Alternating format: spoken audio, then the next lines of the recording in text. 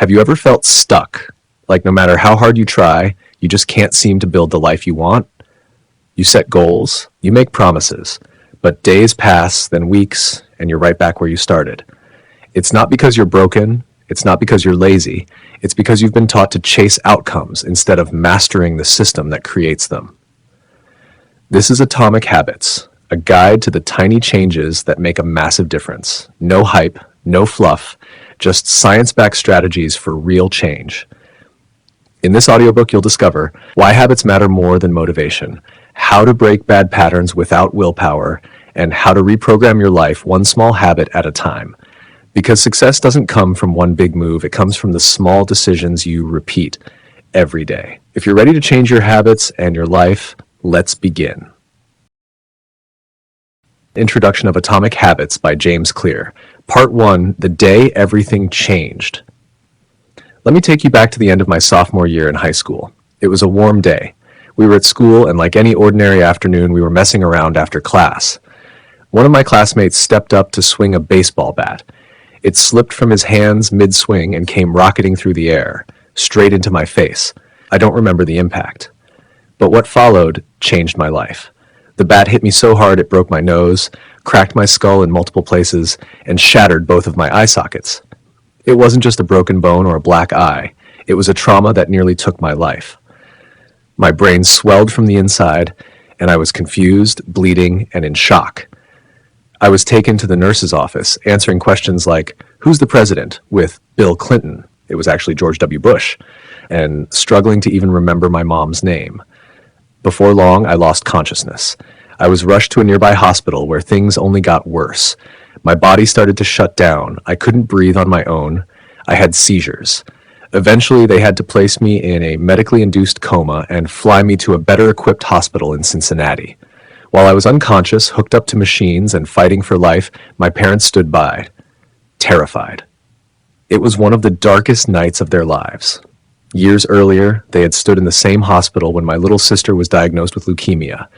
Now they were back, watching another child fight a battle no one saw coming.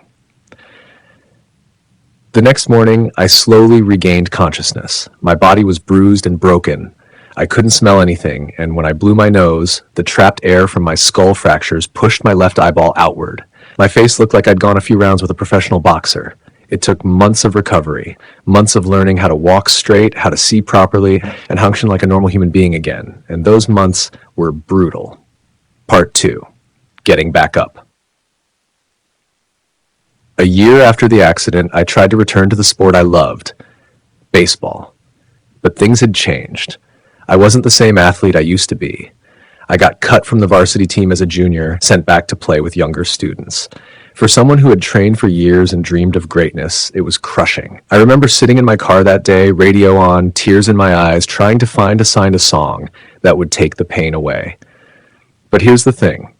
Somewhere deep down, I still believed I had more in me. I believed I could be great.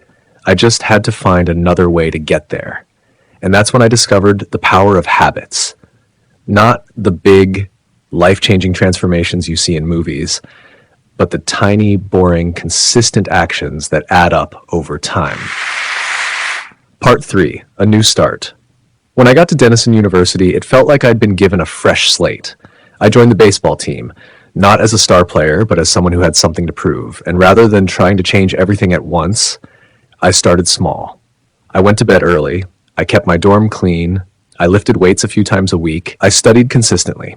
Nothing flashy, no grand plan, just small, deliberate actions every day. And slowly, things began to change. I got stronger, my grades improved, I earned respect, my self-confidence grew. Eventually, I became a starter on the team, then captain. Then I was named to the all-conference team. By the time I graduated, I had received the school's top academic award and was listed in the record books for 8 different categories. No, I didn't become a professional athlete, but I fulfilled my potential, and that, to me, was even more meaningful. Part 4, Why Habits Work. Looking back, my success wasn't because I set huge goals. It wasn't about motivation or talent or even discipline. It was about showing up consistently and letting the small things compound. Here's the truth. Tiny changes make a big difference if you stick with them. It might not feel like much today, but if you do one small thing better each day, just 1%, you'll be surprised where you end up a year from now. Good habits are the compound interest of self-improvement, and bad habits, well, they work the same way, but in reverse. Part 5, sharing what I learned in 2012, I started writing online, just one article every Monday and Thursday. No fancy styrst, no fancy strategy, just sharing what I'd learned from my personal experiments with habits. But consistency paid off again. Within a few months, 1,000 people subscribed to my email list. By the end of the year, there were 30,000. By 2014, that number had passed 100,000. By writing consistently, I became known for a topic I was still learning about myself. I wasn't trying to be a guru, I was just sharing my journey. Eventually, I signed a book deal with Penguin Random House, and this book was born. Since then, I've spoken at major conferences, worked with pro sports teams, Fortune 500 companies, and created an online course, The Habits Academy, where over 10,000 leaders, managers, and coaches have learned how to apply habits in real life. And it all started with small habits. Part 6, what you'll learn in this book. This book isn't filled with fluff or hype. You won't find any one weird trick that will change your life overnight. What you will find is a simple, science-backed approach to building better habits. You'll learn a 4-step model that explains exactly how habits work. Cue, the trigger that kicks off the habit. Craving, the desire or motivation. Response, the behavior itself. Reward, the benefit that reinforces the habit. You'll also learn the 4 laws of behavior change, practical strategies that will help you build good habits and break bad ones. These ideas come from biology, neuroscience, psychology, and philosophy, but don't worry, we'll keep it plain and practical. No jargon, just what works. More importantly, you'll learn how to take action, because information isn't enough. You have to apply it. Part 7. This is for you. Whether you want to get in shape, start a business, improve your relationships, be more productive, or just stop procrastinating, habits are at the core of all lasting change. You don't need to be perfect. You don't need to be an expert, you just need to be consistent. This book will show you how to design habits that actually stick, make good habits easy and automatic, break free from bad habits that hold you back, build a system that supports your goals, even when motivation fades. I wrote this book for people who want to improve, no matter where they're starting from. You don't need a major life overhaul. You don't need to wait for New Year's or some perfect moment. All you need is a plan, and that's what this book offers. Chapter summary. Introduction. This chapter shared my personal story, a devastating accident that nearly ended my life, and how I slowly rebuilt my strength and identity through small, consistent habits. From being unable to walk straight to becoming an award-winning student athlete, everything changed when I embraced the power of small steps. What began as a way to survive and heal became a lifelong philosophy. Habits shape your future. They are the invisible force behind your success or failure. You don't need to make massive changes to see massive results. You just need to start small and stick with it. In this book, you'll learn how habits work, why they matter, and how to use them to design a better life. The truth is simple. If you want better results, focus on better habits. And the journey to those habits starts right here. Let's begin. Chapter 1. The Power of Tiny Habits, from Ordinary to Extraordinary, One Step at a Time. The British Cycling Miracle. Let's start with a story. Back in 2003, British cycling was, to put it lightly, a mess. They had a century-long streak of being pretty average. Almost no Olympic success, 0 wins in the Tour de France, and a reputation so poor that major bike manufacturers didn't even want their bikes associated with the team. But everything changed when a man named Dave Brailsford stepped in as the new performance director. His approach?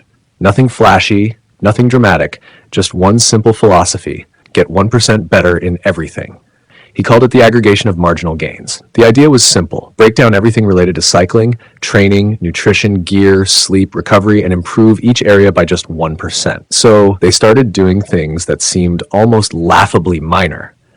Changing the bike seats to make them a bit more comfortable, using heated shorts to keep muscles warm during training, testing different massage gels for faster recovery, teaching riders how to wash their hands properly to avoid getting sick, even painting the inside of the team truck white to spot dust particles that might affect bike performance.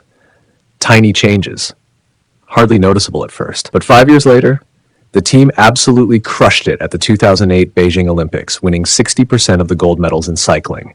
4 years after that, in London, they broke world records. And then came the Tour de France victories, 5 wins in 6 years.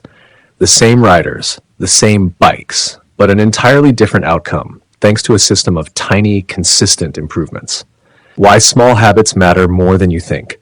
Most people believe that big goals require big actions. Lose 50 pounds, go on a crash diet, start $1 million business, burn the midnight oil for months, reinvent your life, make one giant leap. But the truth is more subtle and more powerful. The real game changer? Tiny habits. Small shifts, simple routines, done every day.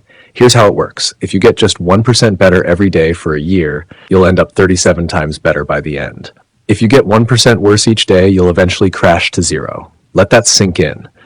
1% might not feel like much, but over time, it's a multiplier. It's the difference between staying stuck and breaking through. Habits are the compound interest of self-improvement. Like money in a savings account, your good habits build up quietly, slowly, until one day they explode into visible results. The invisible power of repetition. Here's where most people get tripped up.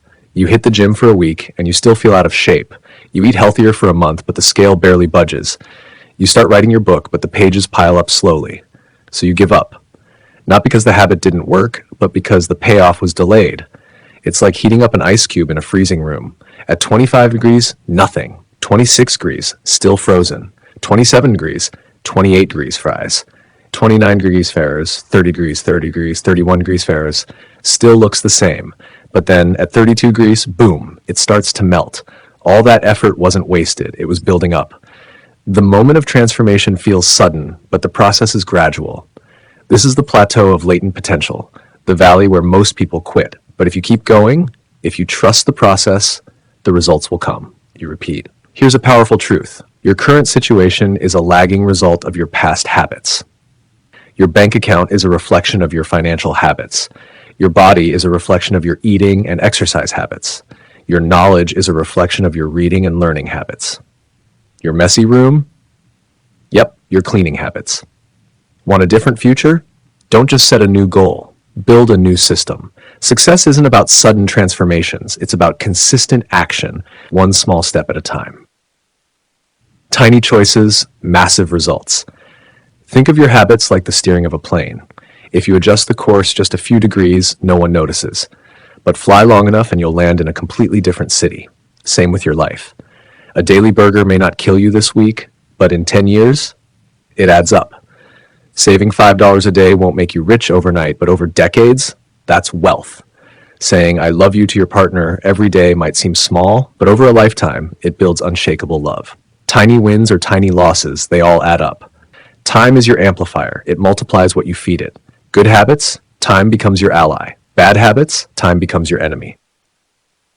Habits work both ways. Good habits compound productivity. One extra task a day adds up to hundreds over a year.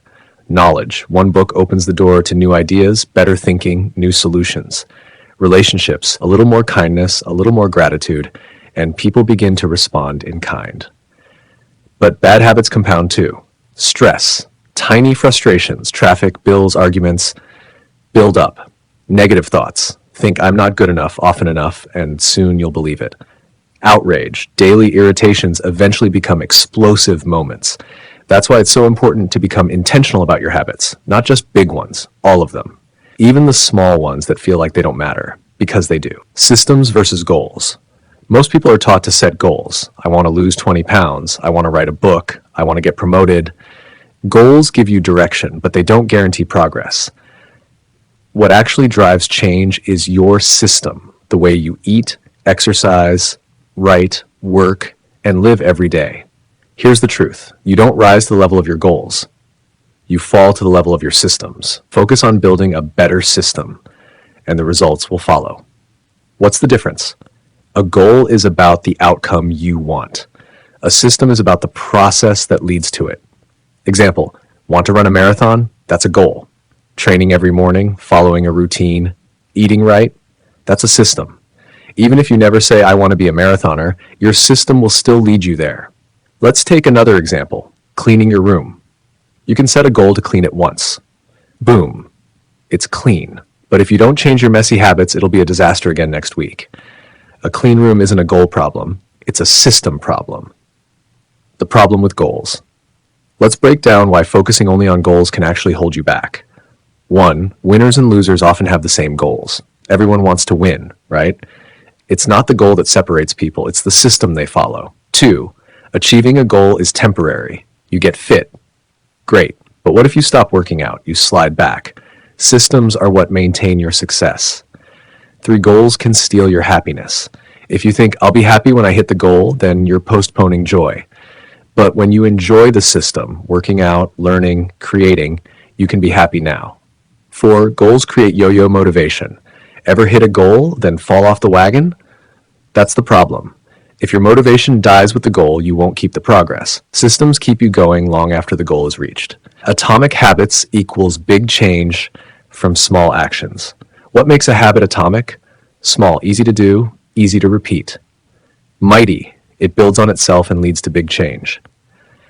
Foundational, it's part of a larger system like an atom in a molecule. These aren't random tricks or hacks. Atomic habits are the building blocks of transformation. Each small habit is a vote for the person you want to become. You don't need to completely change your life overnight. You just need to make one better choice and do it consistently. Final thoughts. The power of patience. Let's end with a truth that's easy to forget in a world chasing instant results. Mastery takes time. Habits take time. Change takes time. Don't get discouraged by slow progress. The most dramatic transformations happen quietly, then all at once. That's the power of atomic habits. Summary. The power of tiny habits. Small habits make a big difference. Improving just 1% each day leads to massive growth over time. Habits are like compound interest. They grow slowly at first, then suddenly multiply. Success comes from systems, not goals. Your habits and routines drive your results, not your ambitions. Time is a magnifier. Good habits get better over time. Bad habits get worse. Focus on the process. Enjoy the system. The results will come. Atomic habits are small, powerful routines that lead to remarkable transformation. Keep going, keep building, keep stacking those tiny wins. Your future self will thank you. Chapter 2, How Your Habits Shape Your Identity and Vice Versa, from I Want to Change to This Is Who I Am. Why good habits feel so hard and bad ones stick like glue. Let's be honest. How many times have you promised yourself, this time I'm going to stick to it? Whether it's eating healthy, exercising, meditating, or waking up early, most of us start strong, full of motivation and good intentions. But somewhere between day 3 and day 10, things get messy. That early excitement fades. Life gets in the way, and before you know it, you're back to your usual routine. But why is that? Why is it so easy to slip into habits like scrolling endlessly on your phone, binge watching shows, or skipping workouts, and so hard to stick with the habits we know are good for us? Here's the truth. We often try to change the wrong thing, and we try to change in the wrong way. This chapter is all about fixing that, starting with the first and biggest mistake we make, focusing on what we want to achieve instead of who we want to become. The 3 layers of behavior change. Imagine peeling an onion. At the outermost layer, you have outcomes, the results you want. Go 1 layer deeper and you'll find processes, the actions and systems you follow to get those results. At the very core is identity, your beliefs about who you are. Let's break this down. Outcome level, I want to lose 20 pounds. Process level, I'm going to work out and eat more vegetables. Identity level, I'm a healthy person. Most people stay stuck at the outcome level. They focus on goals like run a marathon or write a book. Nothing wrong with that, but outcomes are just the surface. Real, lasting change happens when we go deeper, when our actions reflect a new identity. Identity-based habits versus outcome-based habits. Here's an example. Picture 2 people trying to quit smoking. Person A says, no thanks, I'm trying to quit. Person B says, no thanks, I'm not a smoker. Feel the difference? Person A still sees themselves as a smoker who's trying to act differently. Person B sees themselves as someone who no longer smokes. That tiny shift in language, It reflects a much deeper shift in mindset. This is the power of identity-based habits. They're not about forcing yourself to do something. They're about becoming someone new. Why identity comes first. Most people say things like, I want to get fit, so I'll follow this workout plan. I want to be organized, so I'll buy a planner. I want to stop procrastinating, so I'll set strict deadlines. These are all process-based approaches.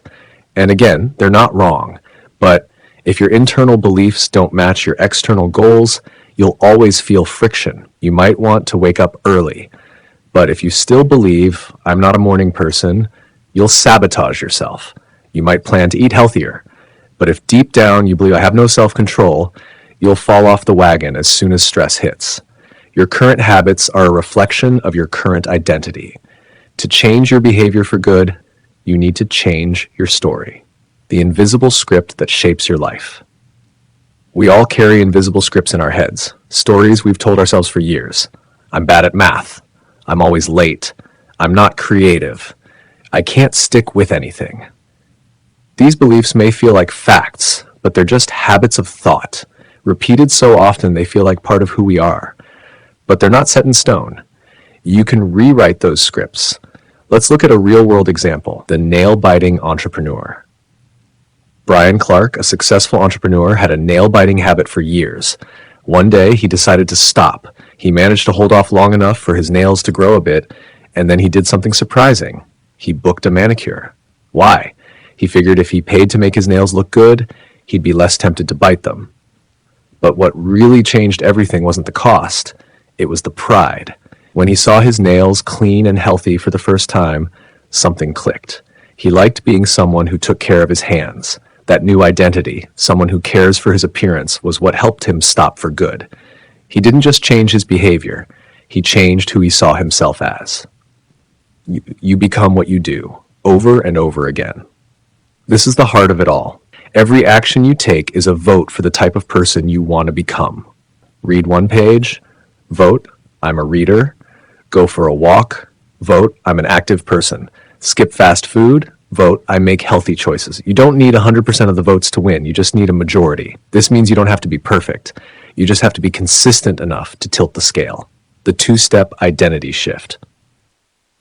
So how do you start changing your identity? It's simpler than you think. 1, decide who you want to be. 2, prove it to yourself with small wins. Let's say you want to be a more confident public speaker. Don't start by saying, I need to give a TED Talk. Start by saying, I'm someone who prepares and speaks up in meetings. Then show up with notes. Speak up once. That's your first vote. Over time, those votes add up. And soon, you don't need to convince yourself. You are a confident speaker. This approach works for anything. Want to be a better parent? Spend 5 minutes fully present with your kid. No phone. Want to be financially responsible? Track your spending today. Want to be a writer? Write 1 paragraph. Today. How I became a writer, 1 habit at a time. Here's something personal from the author, James Clear. He never thought of himself as a writer. In fact, his teachers would probably have said he was average at best. But when he started his blog, he committed to publishing 2 articles every week, 1 on Monday, 1 on Thursday. He didn't wait until he felt like a writer. He wrote anyway. Week after week, post after post, those votes added up. Slowly, his identity shifted. Now, writing isn't just what he does, it's who he is. That's the power of small, repeated actions. Beware the other side of identity. Here's the flip side. Just like good habits can reinforce a positive identity, bad habits can trap you in a negative one. Every time you avoid a hard conversation, you vote for being someone who stays silent. Every time you scroll instead of sleeping, you vote for being someone who neglects rest. And often the biggest problem isn't the habit, it's the identity behind it. You might think, I'm just lazy. I've never been good with money. That's just not who I am. But those beliefs aren't truths. They're habits of thought, and they can be changed, 1 vote at a time. Let go of old versions of yourself. Growth means letting go of parts of your identity that no longer serve you. If you've always seen yourself as the quiet one, you may avoid speaking up, even when you want to. If you've believed I'm bad with change, you may resist opportunities that could help you grow. We do this to protect our self-image. But sometimes that protection becomes a prison. To change, you must be willing to rewrite your story. How identity shapes behavior, and vice versa. So here's the big idea. Habits and identity work in a loop. Your habits shape your identity, and your identity reinforces your habits. They're constantly feeding each other. This is why even tiny changes can lead to massive shifts, because they affect how you see yourself. Once you believe you're the kind of person who sticks to a routine, it becomes easier to keep showing up. And that's how real transformation begins. Not with a big goal, but with small votes that change the way you see yourself. Chapter summary. There are 3 levels of behavior change. Outcomes, what you get; processes, what you do; and identity, what you believe. Most people focus on the outcome level. I want to lose weight. But the most effective change starts at the identity level. I'm a healthy person. Every action you take is a vote for the type of person you want to become. You don't need to be perfect, just consistent enough to win the majority. Your habits aren't just things you do. They're how you become someone new. Want to be a writer? Write. Want to be organized? Tidy one thing. Want to be calm? Meditate for 1 minute. You don't have to fake it till you make it. You just need to act like the person you want to become, one small step at a time. The ultimate reason habits matter isn't just for achieving goals, it's for becoming the kind of person you're proud to be. Your habits are your identity in motion. So the real question is, who are you becoming today? Chapter 3, How to Build Better Habits in 4 Simple Steps. Let's rewind to the year 1898. A psychologist named Edward Thorndike was conducting experiments that would eventually change how we understand human behavior, even now, over a century later. Thorndike's idea was simple, but profound. Could animals learn through experience? He placed hungry cats inside wooden boxes he called puzzle boxes. These boxes weren't complicated, just little cages with levers or buttons the cats could push to open a door. Outside the door, a bowl of food.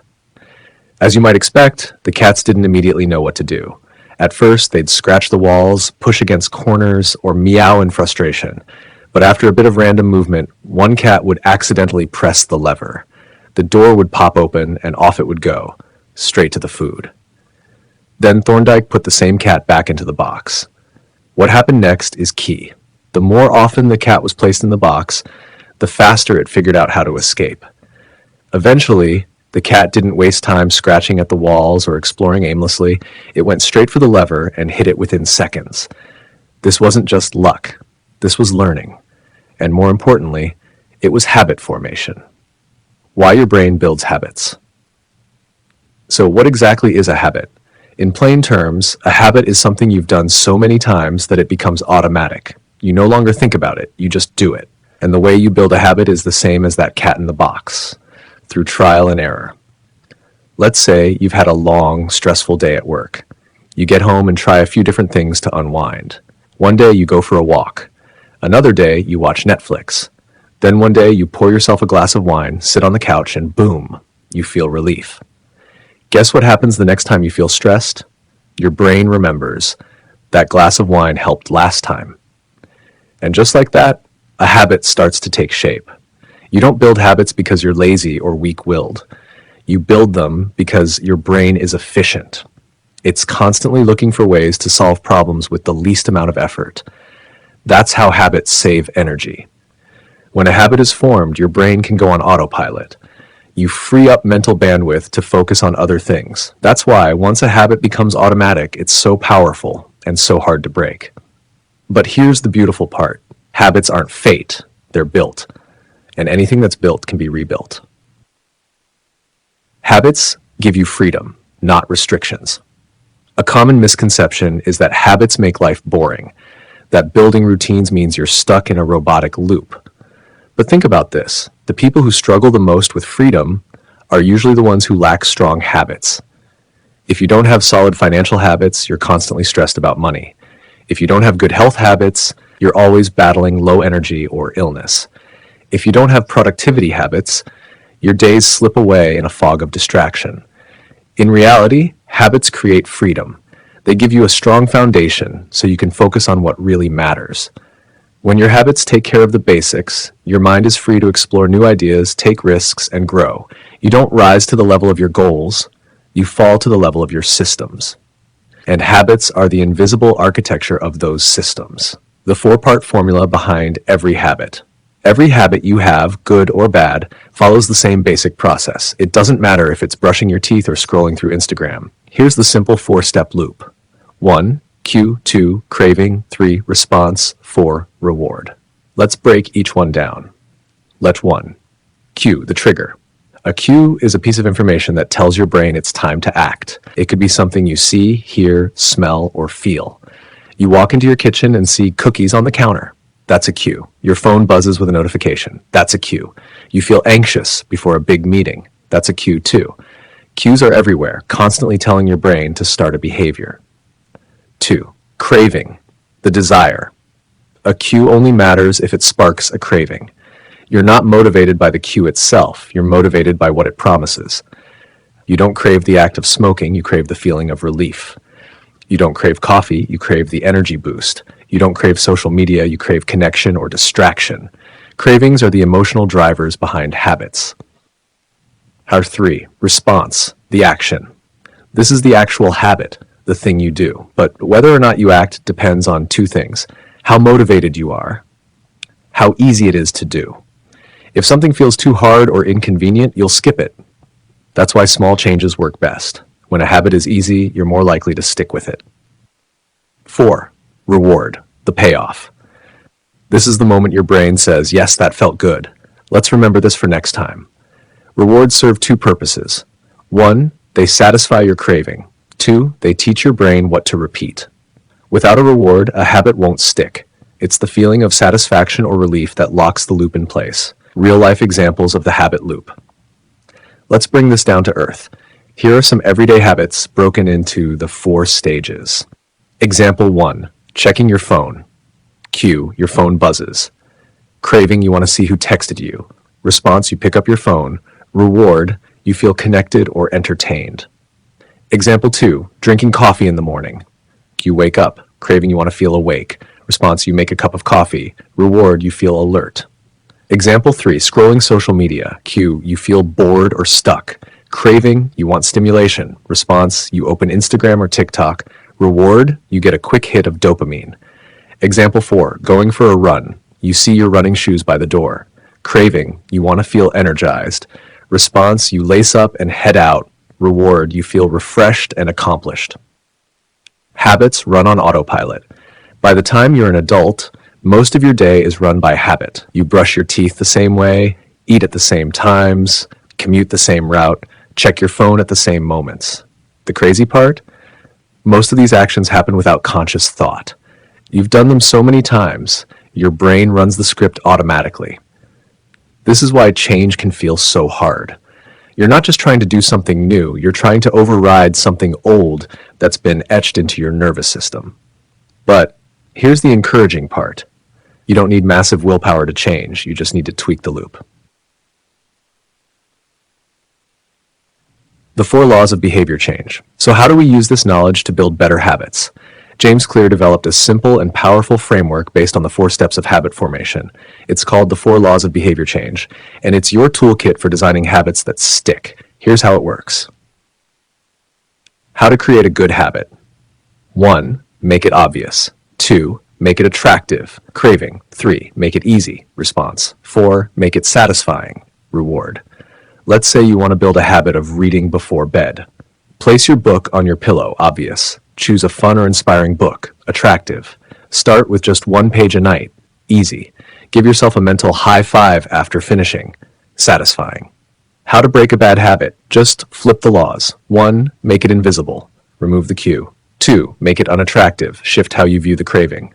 3, make it difficult. Increase friction. 4, make it unsatisfying. Add accountability or consequences. Want to stop scrolling TikTok late at night? Leave your phone in another room. Invisible. Remind yourself how it messes with your sleep. Unattractive. Delete the app or use a blocker. Difficult. Tell a friend you'll pay them $10 every time you scroll past 10 p.m. Unsatisfying. Chapter summary. Let's wrap this up with a quick review. A habit is a behavior you've repeated so many times, it runs on autopilot. Habits form through a loop of cue, craving, response, and reward. Your brain builds habits to solve problems efficiently with the least effort possible. The more a behavior is repeated, the more automatic it becomes. The 4 laws of behavior change help you build good habits and break bad ones. Make it obvious. Make it attractive. Make it easy. Make it satisfying. You don't need to rely on motivation or willpower to change your life. You just need a system, a better loop. And now you have the formula. Chapter 4: How to See the Invisible Habits That Shape Your Life. Let me tell you a story. A woman who had spent years working as a paramedic was at a family gathering. Everything seemed normal, people laughing, chatting, having a good time. Then she looked at her father-in-law and something didn't sit right. She said, "I don't like the way you look." He laughed and joked, "Well, I don't like your looks either." But she was serious. "No," she said. "You need to go to the hospital right now." A few hours later, that man was undergoing emergency surgery. Doctors discovered a major artery was blocked. He was at immediate risk of a heart attack. If she hadn't spoken up, he might not have survived. So what happened? How did she know? Years of experience, that's it. She couldn't quite explain what she saw, maybe something subtle in his face, his coloring, the way he carried himself, but her brain picked up on a pattern it had seen before, and it sounded the alarm. Your brain, the ultimate prediction machine. Here's the thing. Our brains are pattern recognition machines. We are constantly scanning the world, picking up tiny signals and making predictions, even when we're not aware of it. Military analysts can glance at a radar screen and know which blip is an enemy missile and which is a friendly aircraft, even though they look almost exactly the same. Art curators can detect a fake painting even when they can't pinpoint why. Hairdressers have said they could tell someone was pregnant just by the feel of their hair. How? Practice, experience, repetition. The more often we encounter certain situations, the better our brains get at spotting patterns. These tiny cues become mental shortcuts. We may not be able to explain how we know something, we just do. And that's exactly how habits work. Habits happen before you even think. Most habits begin before you even realize it. Your body and mind are running on autopilot far more than you'd think. Your heart beats, your lungs breathe, your stomach digests, all without you consciously telling them to. Same with hunger. You don't always need to see food to feel hungry. Sometimes the craving just appears. Why? Hormones, body rhythms, stress, even your surroundings can signal your brain that it's time to eat, even if you're not aware of the trigger. This is one of the most important ideas in this entire book. You don't need to be aware of the cue for a habit to begin. That's what makes habits powerful and potentially dangerous. They can work for you or quietly work against you. Why awareness is everything. Let's look at a few examples of how habits can quietly control your behavior. A retail worker was told to cut up used gift cards. One day, without thinking, she grabbed a customer's real credit card, swiped it, and cut it in half. Total autopilot. A former preschool teacher took a job in a corporate office, but out of habit, she kept asking coworkers if they'd wash their hands after using the bathroom. A lifeguard moved on from the pool to a completely different job, but anytime he saw kids running, he'd instinctively shout, "Walk!" These aren't people making conscious choices. These are deeply wired behaviors playing out automatically. That's how habits operate. They get triggered by cues around us, many of which we don't even see anymore. You walk into your kitchen and see a cookie jar. Without thinking, your hand's in it. The phone buzzes and you pick it up without a second thought. These patterns are so deeply ingrained that they feel invisible. That's why the first step in changing any habit is awareness. You can't change what you don't strange trick. Pointing and calling. Here's a cool trick that Japanese train operators use. As trains approach signals, the operators physically point at them and say things like, "Signal is green." They point at the speedometer and call out the speed. They even point down the platform and shout, "All clear." It sounds weird, but it's incredibly effective. This method, called pointing and calling, reduces mistakes by up to 85% and accidents by 30%. Why? because it forces people to notice what they're doing. It breaks the autopilot. Even the New York City subway system adopted a version of this, and mistakes dropped by over 50%. My wife does a similar thing whenever we leave the house. She'll say out loud, "I've got my phone, I've got my keys, I've got my wallet," and as a joke, she'll add, "I've got my husband." But she rarely forgets anything. That's the point. When you call out your actions, you turn a mindless habit into a conscious one. That's powerful. Create your own habits scorecard. Now, here's how you can apply this in your life. It's called the habits scorecard. Start by writing down everything you do from the moment you wake up. Be honest and specific. Here's an example. Wake up, turn off alarm, check phone, go to bathroom, weigh myself, shower, brush teeth, floss, make coffee, scroll through Instagram, get dressed, start work, and so on. Then, next to each habit, write one of three symbols. Plus for a good habit, for a bad habit, equals for a neutral habit. So it might look like this. Wake up equals, turn off alarm equals, check phone, weigh myself, plus shower, brush teeth, plus scroll Instagram, get dressed, equals. Now, remember, this isn't about judgment. The goal is simply to notice. Some habits are clearly helpful, some not so much. Others might be neutral, and some habits could be good or bad depending on your goals. Drinking a protein shake might be great for someone trying to build muscle, but not so great for someone trying to cut calories. And here's a powerful question to help you sort them. Does this behavior help me become the kind of person I want to be? If it does, it's probably a good habit. If it doesn't, it might be time to change it. Every habit casts a vote. Here's a way to think about it. Every habit you perform is like casting a vote for the type of person you want to become. Go for a walk, you're casting a vote for being someone who values health. Read a book, that's a vote for becoming someone who's always learning. Skip your workout, that might be a vote for staying the same. The good news, you don't need a unanimous vote, you just need a majority. Your identity builds with each small action you take, so even tiny habits matter. Speak your habits out loud. Want to take it even further? Try pointing and calling in your own life. Next time you reach for a snack, say, "I'm about to eat this cookie, but I know it's not helping me reach my health goals." Sounds strange, right? But saying it out loud makes it real. You can't ignore it once you've heard it. And that moment of awareness can help you make a better choice. Even saying something like, "Tomorrow I need to send that email after lunch," helps you remember it better. You're bringing the thought out of your head and into the world. That's when change starts. Don't change, just notice. There's no pressure to change your habits right away. First, just notice them. That's enough to begin. If you overeat, don't beat yourself up. Just say, "Interesting, I ate more than I needed." If you waste time online, say, "I'm spending more time on my phone than I want to."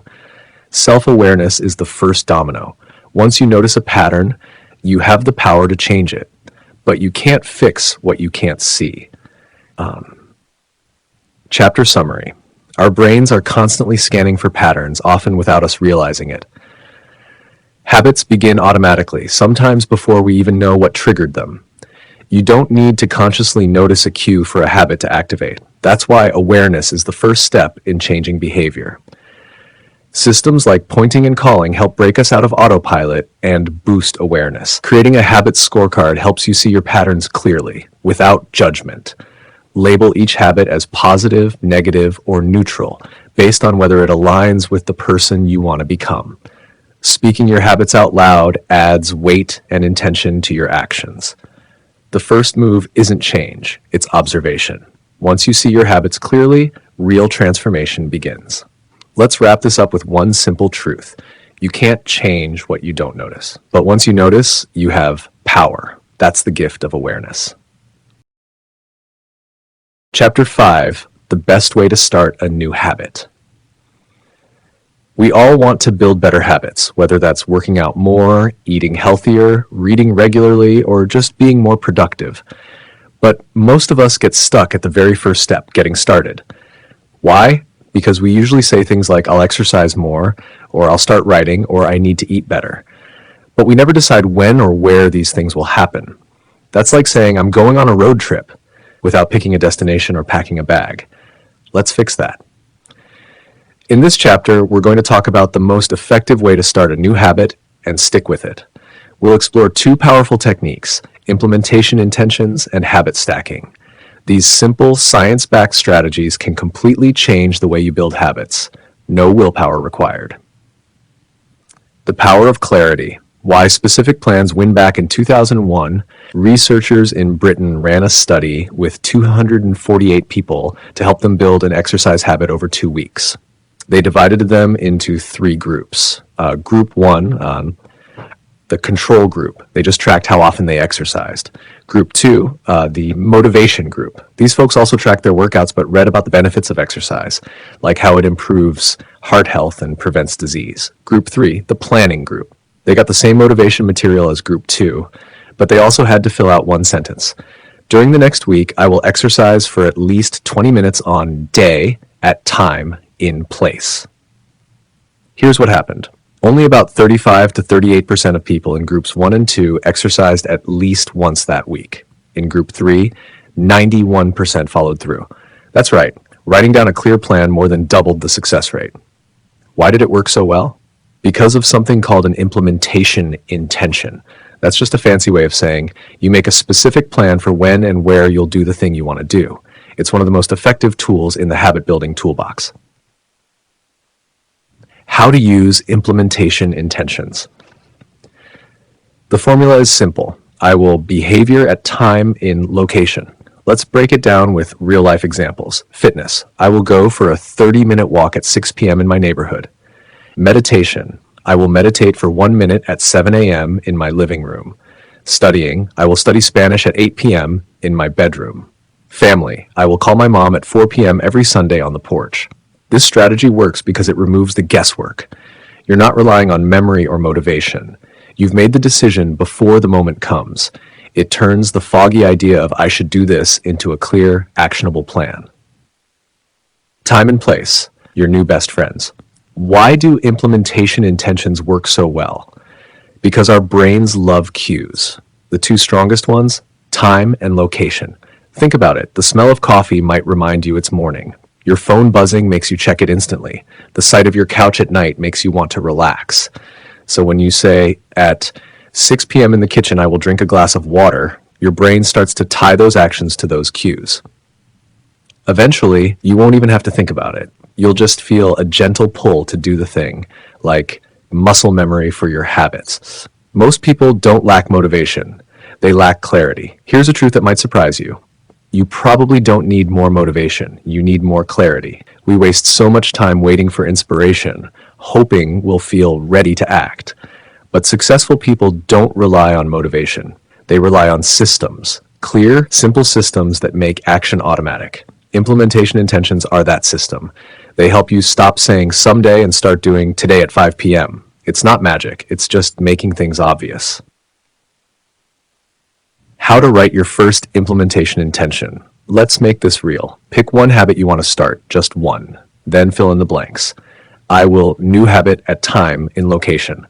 For example, I will write for 10 minutes at 8 a.m. at my desk. I will floss my teeth at 9 p.m. in the bathroom.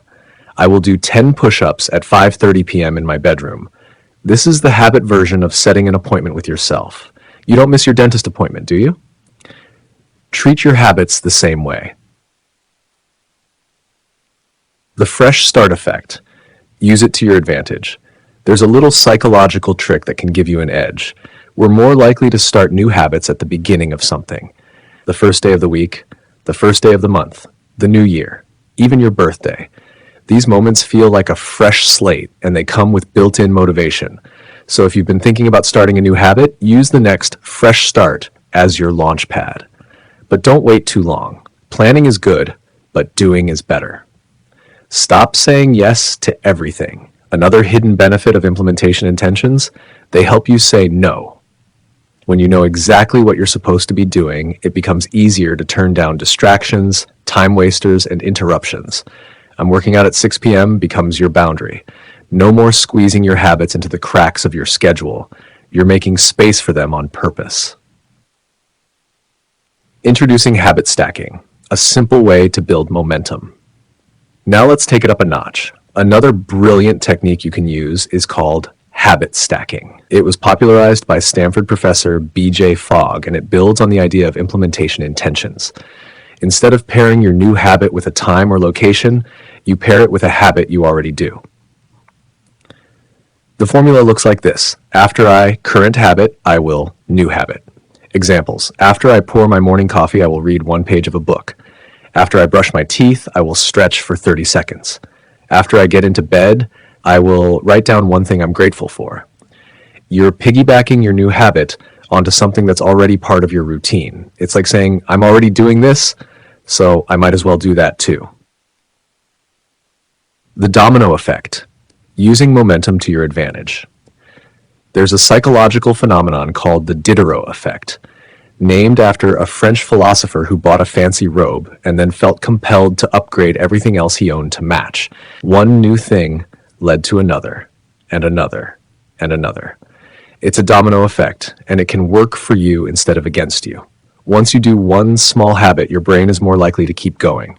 Habit stacking creates this natural chain reaction. Here's how a morning habit stack might look. After I pour my coffee, I'll meditate for 1 minute. After I meditate, I'll write my to-do list. After I write my to-do list, I'll start my first task. Or an evening version. After I eat dinner, I'll put my plate in the dishwasher. After I clean the kitchen, I'll set out my clothes for tomorrow. After I set out my clothes, I'll read for 10 minutes. Each habit leads naturally into the next. No willpower, just flow. Make it obvious, make it easy. The most important part of habit stacking, pick the right trigger.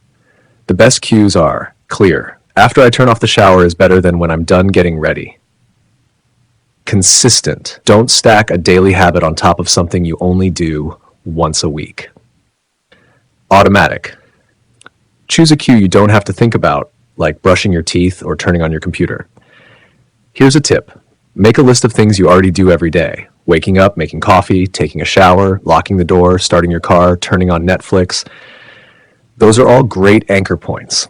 Then just slide your new habit right after one of them. Shash, be specific or be forgotten. One of the biggest mistakes people make with habits is being too vague. I want to eat better. I want to get stronger. I want to be more present. These aren't habits. They're wishes. Be specific. Instead of eat better, say, after I make lunch, I'll put veggies on my plate first. Instead of get stronger, say, after I close my laptop, I'll do 10 squats next to my desk. Instead of be more present, say, after I get a phone call, I'll take a deep breath before answering. The clearer the cue, the stronger the habit. Chapter summary. Let's wrap it up. The first law of behavior change is make it obvious. One of the best ways to do this is with implementation intentions. I will behavior at time in location. Another powerful strategy is habit stacking. After I current habit, I will new habit. Time and location are your strongest cues. Use them on purpose. Don't wait for motivation. Design your habits into your day. Be specific. Be consistent. Make it obvious. And most of all, just get started. Your habits are not just actions. They are votes for the person you want to become. With every tiny, clear, intentional step, you're casting votes for a better you. Chapter 6. Why motivation is overrated and environment matters more. Let's be honest. How many times have you promised yourself you'd start eating better, exercising more, or spending less time on your phone, only to fall back into your old routines within days? It's easy to blame a lack of motivation when that happens. But what if the real problem isn't your willpower or your mindset? What if the problem is your environment? Let's dive into why your surroundings might be shaping your habits more than your motivation ever could, and how you can flip that to your advantage. The power of a quiet change. In Boston's Massachusetts General Hospital, Dr. Ann Thorndike had an idea that went against everything we're told about changing behavior. She didn't plan to give speeches about eating healthier. She didn't post signs or reminders. In fact, she didn't talk to anyone at all. Instead, she and her team made a subtle shift in the hospital cafeteria. They changed the placement of drinks. Originally, only soda was available in the refrigerators near the cash registers. Thorndike's team added bottled water to those same fridges and placed baskets of water throughout the food stations around the cafeteria. That's it. No announcements, no health campaigns, just a few strategic placements of bottled water. What happened? Soda sales dropped by over 11%. Bottled water sales jumped by 26%. No one told people to drink more water, but when it became the easiest choice, more people naturally did it. This is the power of environmental design. Your choices aren't always conscious.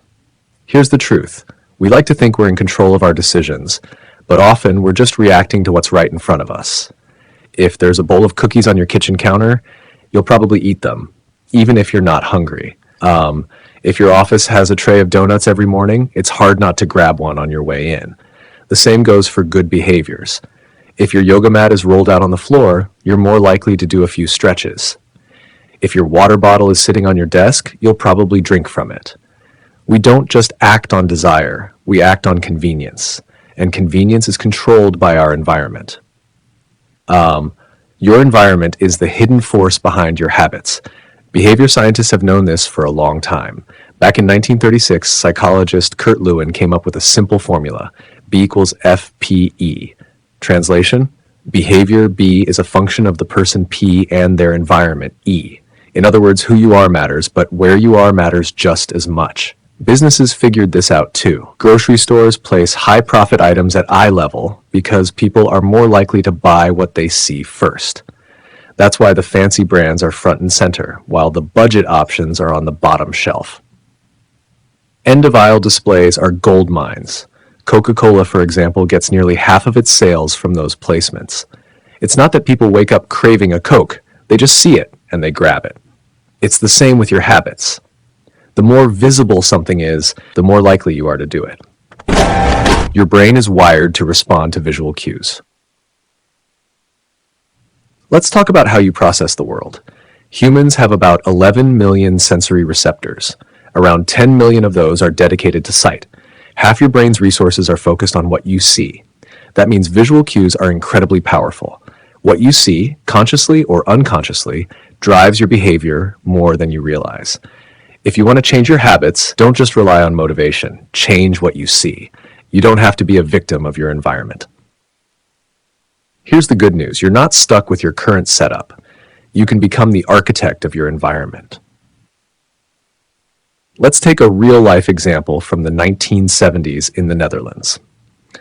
During an energy crisis, researchers found that some homes used 30% less electricity than others, even though they were the same size and paid the same rates. The difference? In some homes, the electric meter was in the basement. In others, it was placed in the hallway where people walk past it daily. When the meter was visible, people naturally used less electricity. They saw their usage and they adjusted their behavior. Visibility is a powerful motivator. Practical ways to design your environment for success. If every habit starts with a cue, then the key to changing your behavior is to make those cues obvious and unavoidable. Here's how to do it. Want to read more? Put your book on your pillow or on the coffee table. Want to work out more? Keep your gym shoes by the door or your dumbbells near the TV. Want to drink more water? Place filled bottles in spots you walk by often: your desk, the kitchen counter, your nightstand. Want to practice gratitude? Keep a journal and a pen right next to your toothbrush so you see it every morning or night. Make the good choices the easy, obvious ones. Even silly things can work. At Schiphol Airport in Amsterdam, they reduced bathroom cleaning costs by 8% just by adding a tiny fly sticker in urinals. Why? Men naturally aimed at the fly, improving their aim. It was a simple visual cue, but it changed behavior dramatically. You can do the same in your life. One space, one use. Why context matters. Let's talk about how your habits become linked to locations. If you always eat chips on the couch while watching TV, your brain starts associating that couch with snacking, even if you're not hungry. If you work from your bed, it's harder to fall asleep at night because your brain doesn't know if it's time to relax or time to respond to emails. Over time, your habits become tied not just to single triggers, but to entire environments. That's why it's helpful to have a rule. One space, one use. Designate specific areas of your home or workspace for specific actions. A chair for reading, a desk for working, a table for eating, a corner for meditation, a closet for workouts. Even in small spaces, this can work. Got a studio apartment? Try rearranging furniture to create clear zones. You don't need more space, you just need more clarity. And if possible, separate your digital spaces too. Use one device for work, another for entertainment, and another for communication. That way, when you sit down, your brain knows what to expect. Want to start a new habit? Try a new environment. Here's a secret to kickstarting a new habit. Do it in a new place. New environments don't have the same triggers, distractions, or habits attached to them. Want to start journaling? Try writing at a new cafe or a quiet park. Want to brainstorm creative ideas? Go to a large, open space like a rooftop or a library. Want to eat healthier? Try a different grocery store where you won't instinctively reach for your usual snacks. Changing your surroundings gives your brain a blank slate. Even changing rooms or rearranging furniture can help break old patterns. Real life example. One table, too many roles. When James Clear started his business, he worked from his kitchen table. It seemed convenient until he realized he couldn't mentally clock out. Was the kitchen table for work or for eating or maybe for reading? The lack of boundaries made it hard to focus or relax. Once he had a separate office space, everything changed. Work stayed in one room. Life happened in the others. You don't need an extra room, but you do need clarity. The more you define each space, the easier it is for your habits to take root. Chapter summary. Motivation is overrated. Design your environment instead. Your environment shapes your behavior. The things you see and interact with every day are quietly influencing your actions. Motivation doesn't last, but smart design does. Making good habits obvious, visible, and easy makes them more likely to happen. Every habit starts with a cue. Make the cue impossible to miss. Your context becomes your trigger. Over time, your habits get tied to locations and routines. Use this to your advantage. New environments help build new habits. Step away from the old patterns to create new behaviors. One space, one use. Assign each area of your life a purpose to reduce confusion and increase clarity. Remember, your environment is either working for you or against you. If you want to make a change, don't start with your motivation. Start with your surroundings, because when you design a better environment, better habits follow naturally. Next up, we'll explore how to make good habits easy and frictionless, and how to remove the roadblocks standing in your way. Stay tuned. Chapter 7, The Secret to Self-Control. Most of us think that success comes down to willpower. We imagine that people who eat healthy, exercise consistently, and avoid bad habits are simply stronger than the rest of us. More disciplined, more focused, more self-controlled. But what if that's not the full story? What if the secret to self-control isn't about being stronger, but about being smarter with your environment? This chapter is going to challenge everything you thought you knew about willpower. And by the end, you'll have a powerful, practical tool to take control of your habits without needing to push through temptation every single day. Let's start with a real story from the Vietnam War. Section 1. A shocking discovery in Vietnam. In 1971, as the Vietnam War dragged on, two U.S. congressmen, Robert Steele and Morgan Murphy, went overseas to visit American troops. What they discovered shocked the nation. Over 15% of soldiers were addicted to heroin, and about 35% had tried it. That's not just a small issue, it was a full-blown crisis. Naturally, this sparked serious concern back home. The U.S. government quickly set up a task force to investigate and respond. President Nixon even launched the Special Action Office of Drug Abuse Prevention. Researchers were assigned to monitor these addicted soldiers, especially as they returned home. The big fear that America would face a heroin epidemic among veterans. But what happened next turned that fear on its head. According to lead researcher Lee Robbins, only 5% of those soldiers became re-addicted within a year, and even 3 years later, just 12% had relapsed. Wait, what? These were soldiers who were addicted to one of the most powerful drugs in existence, and yet, once they came home, 8 out of 10 kicked the habit almost instantly. No rehab, no years of therapy, no grueling withdrawal, just gone. So how is that possible? Section 2, Environment changes everything. In Vietnam, soldiers were surrounded by constant triggers. Heroin was easy to get. They were under extreme stress.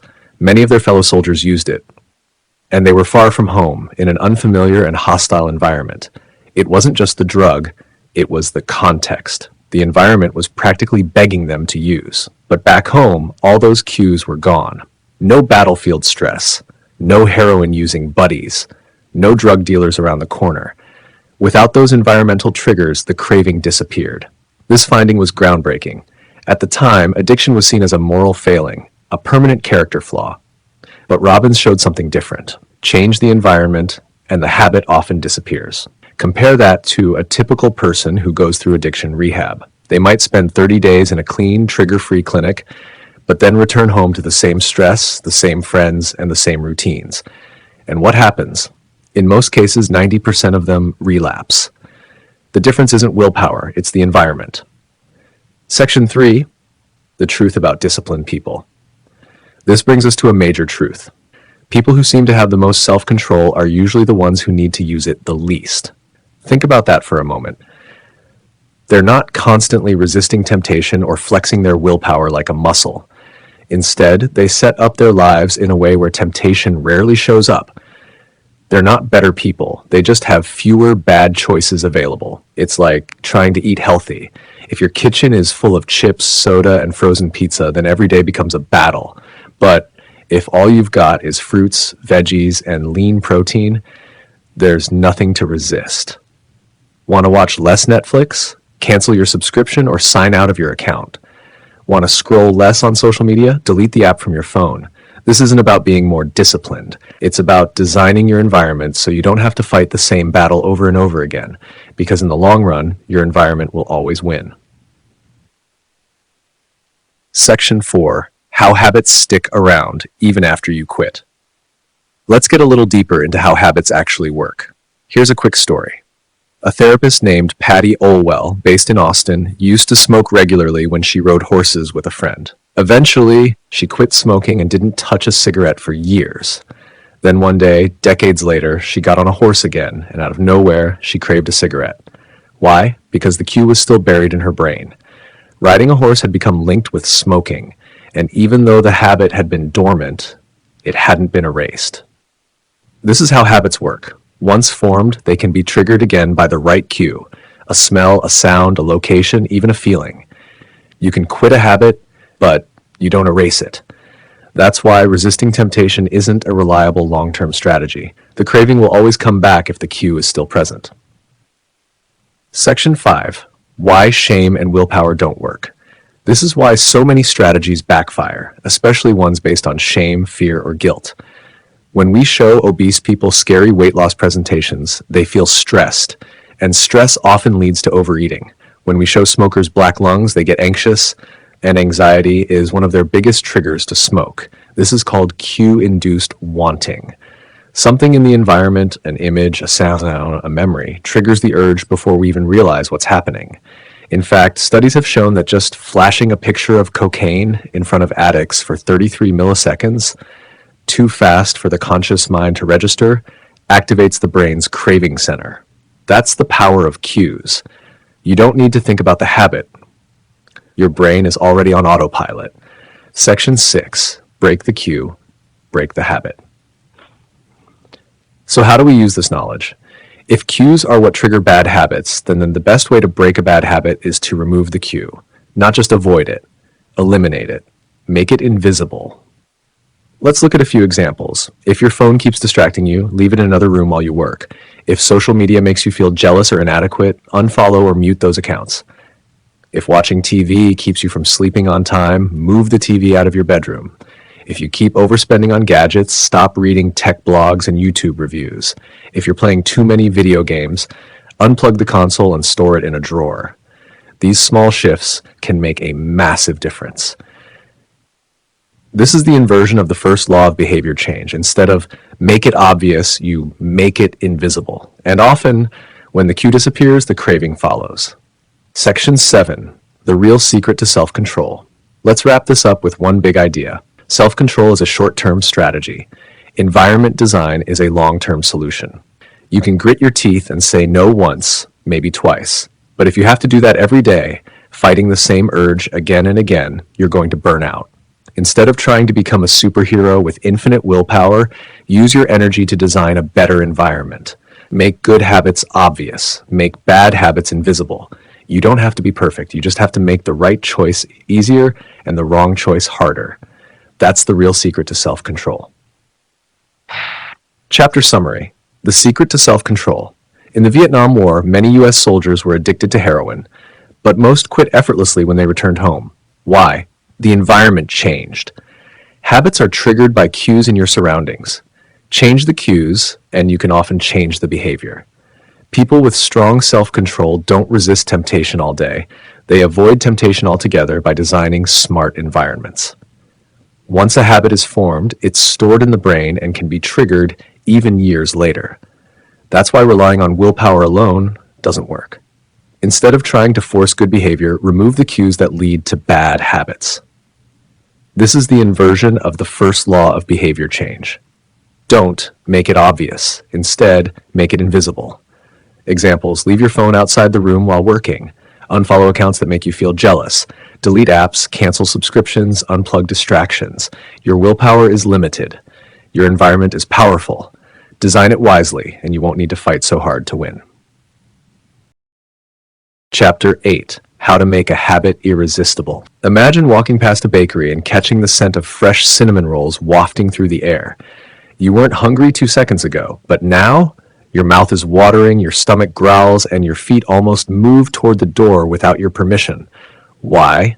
Because your brain was just hit with a craving. Not because of hunger, but because something attractive, something irresistible just triggered a powerful habit loop in your mind. That's what this chapter is all about: how cravings are formed and how we can use that knowledge to build better habits. Let's break it down step by step. Section 1: The Power of Attraction. Back in the 1940s, a Dutch scientist named Nico Tinbergen discovered something fascinating about animal behavior. He was studying baby birds called herring gulls, and he noticed something odd. The chicks would peck at a red dot on their mother's beak when they were hungry. So Tinbergen ran a test.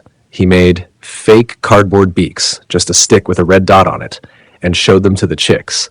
And guess what? The chicks pecked like crazy, just as if it were their real mom. Even more surprising, the more exaggerated the red dot, the more excited the chicks became.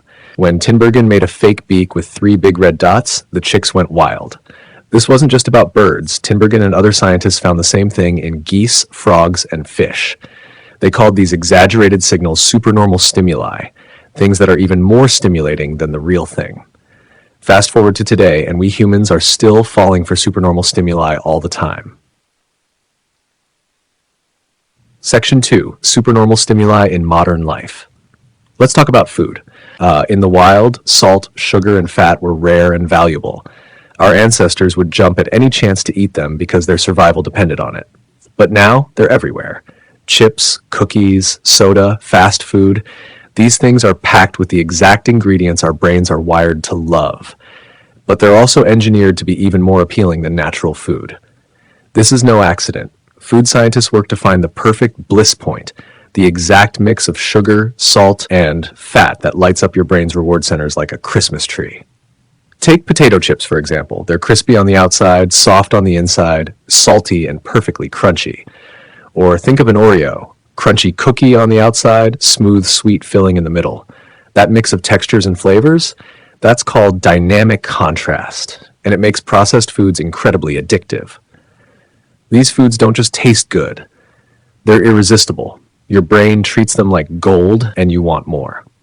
This same idea applies far beyond food. Social media gives you more compliments and attention in 10 minutes than you'd get all day in real life. Porn delivers endless novelty and stimulation that reality just can't match. Video games offer rewards, achievements, and adventure in a tighter, more satisfying loop than life ever could. Ads show ideal people in ideal lighting with perfect smiles, none of it real, but all of it designed to trigger desire. These are the supernormal stimuli of the modern world, and they shape our habits, both good and bad. Section 3: Why some habits stick and others don't. So what's really happening when a habit takes hold? The answer lies in dopamine, the brain's craving chemical. We used to think dopamine was only about pleasure, but we now know it plays a much bigger role. It drives your desire to act. Let's take a simple example. If you're scrolling through Instagram and see a delicious burger, you might get a little dopamine spike. Not because you're eating the burger, but because your brain is saying, "That looks good, let's get it." Dopamine isn't just triggered when you get a reward, it spikes in anticipation of one. That's what gives you the energy and motivation to act. In one famous experiment, scientists blocked dopamine in rats. The rats stopped eating, stopped drinking, and eventually died. Even if you gave them food, they didn't want it. Their ability to enjoy things was still there, but they had lost all desire to pursue anything. Then scientists tried the opposite. They gave rats a dose of dopamine every time they did a certain action, like poking their nose in a box. Soon the rats were poking their noses 800 times an hour just to get the dopamine hit. Sound familiar? It should. Slot machine players hit the button 600 times an hour. Social media users refresh their feeds again and again. We're all chasing the next little dopamine hit. Here's the big takeaway. Habits are a dopamine-driven feedback loop. The stronger the anticipation of reward, the more likely the habit will stick. Section 4. Wanting versus liking. Here's something surprising. We want things more than we actually enjoy them. That might sound strange, but think about it. Ever dreamed about a vacation for weeks, only to feel slightly let down once you got there? Or looked forward to Christmas as a kid, only to feel kind of meh once the presents were opened? This opened? That's because the anticipation of a reward often feels better than the reward itself. This gap between wanting and liking is crucial. The wanting is what drives behavior. The liking is what happens afterward and often fades quickly. Your brain is wired with much more space and energy devoted to wanting than to liking. That's why we scroll endlessly through our phones, chase goals, and crave things, even if we don't always enjoy them as much as we expect. Understanding this helps us build better habits. If we want habits to stick, we have to make them attractive, make ourselves want to do them. So how do we do that? Section 5. Make good habits irresistible with temptation bundling. He was an electrical engineering student in Dublin who liked watching Netflix, but he also knew he should exercise more. So he built a clever solution. He connected his stationary bike to his computer and wrote a program that only let Netflix play if he was pedaling. The moment he slowed down, the show paused. If he stopped pedaling, the screen went dark. He created a system where the thing he wanted to do, watch Netflix, was only possible if he did the thing he needed to do, exercise. This idea is called temptation bundling, and it works like magic. Temptation bundling is simple. Pair a habit you need to do with something you want to do. Here are a few more examples. Want to catch up on your favorite podcast? Only listen while cleaning the house. Love getting a pedicure? Only schedule one while working through overdue emails. Want to watch sports highlights? Only allow yourself to check ESPN after you've made a few sales calls. Even big companies use this strategy. When ABC launched its Thank God It's Thursday TV lineup, they encouraged viewers to enjoy wine, popcorn, and cozy vibes while watching their shows. They paired TV, what the network wanted you to watch, with things you already love doing. Over time, viewers began associating Thursday nights with comfort, relaxation, and entertainment. The key idea is to attach pleasure to the habit you want to build. Section 6. The Formula for Success. Here's a simple way to apply this in your life using 2 tools. 1. Habit stacking, linking a new habit to something you already do. 2. Temptation bundling, pairing a want with a need. Put them together like this. After I current habit, I will habit I need.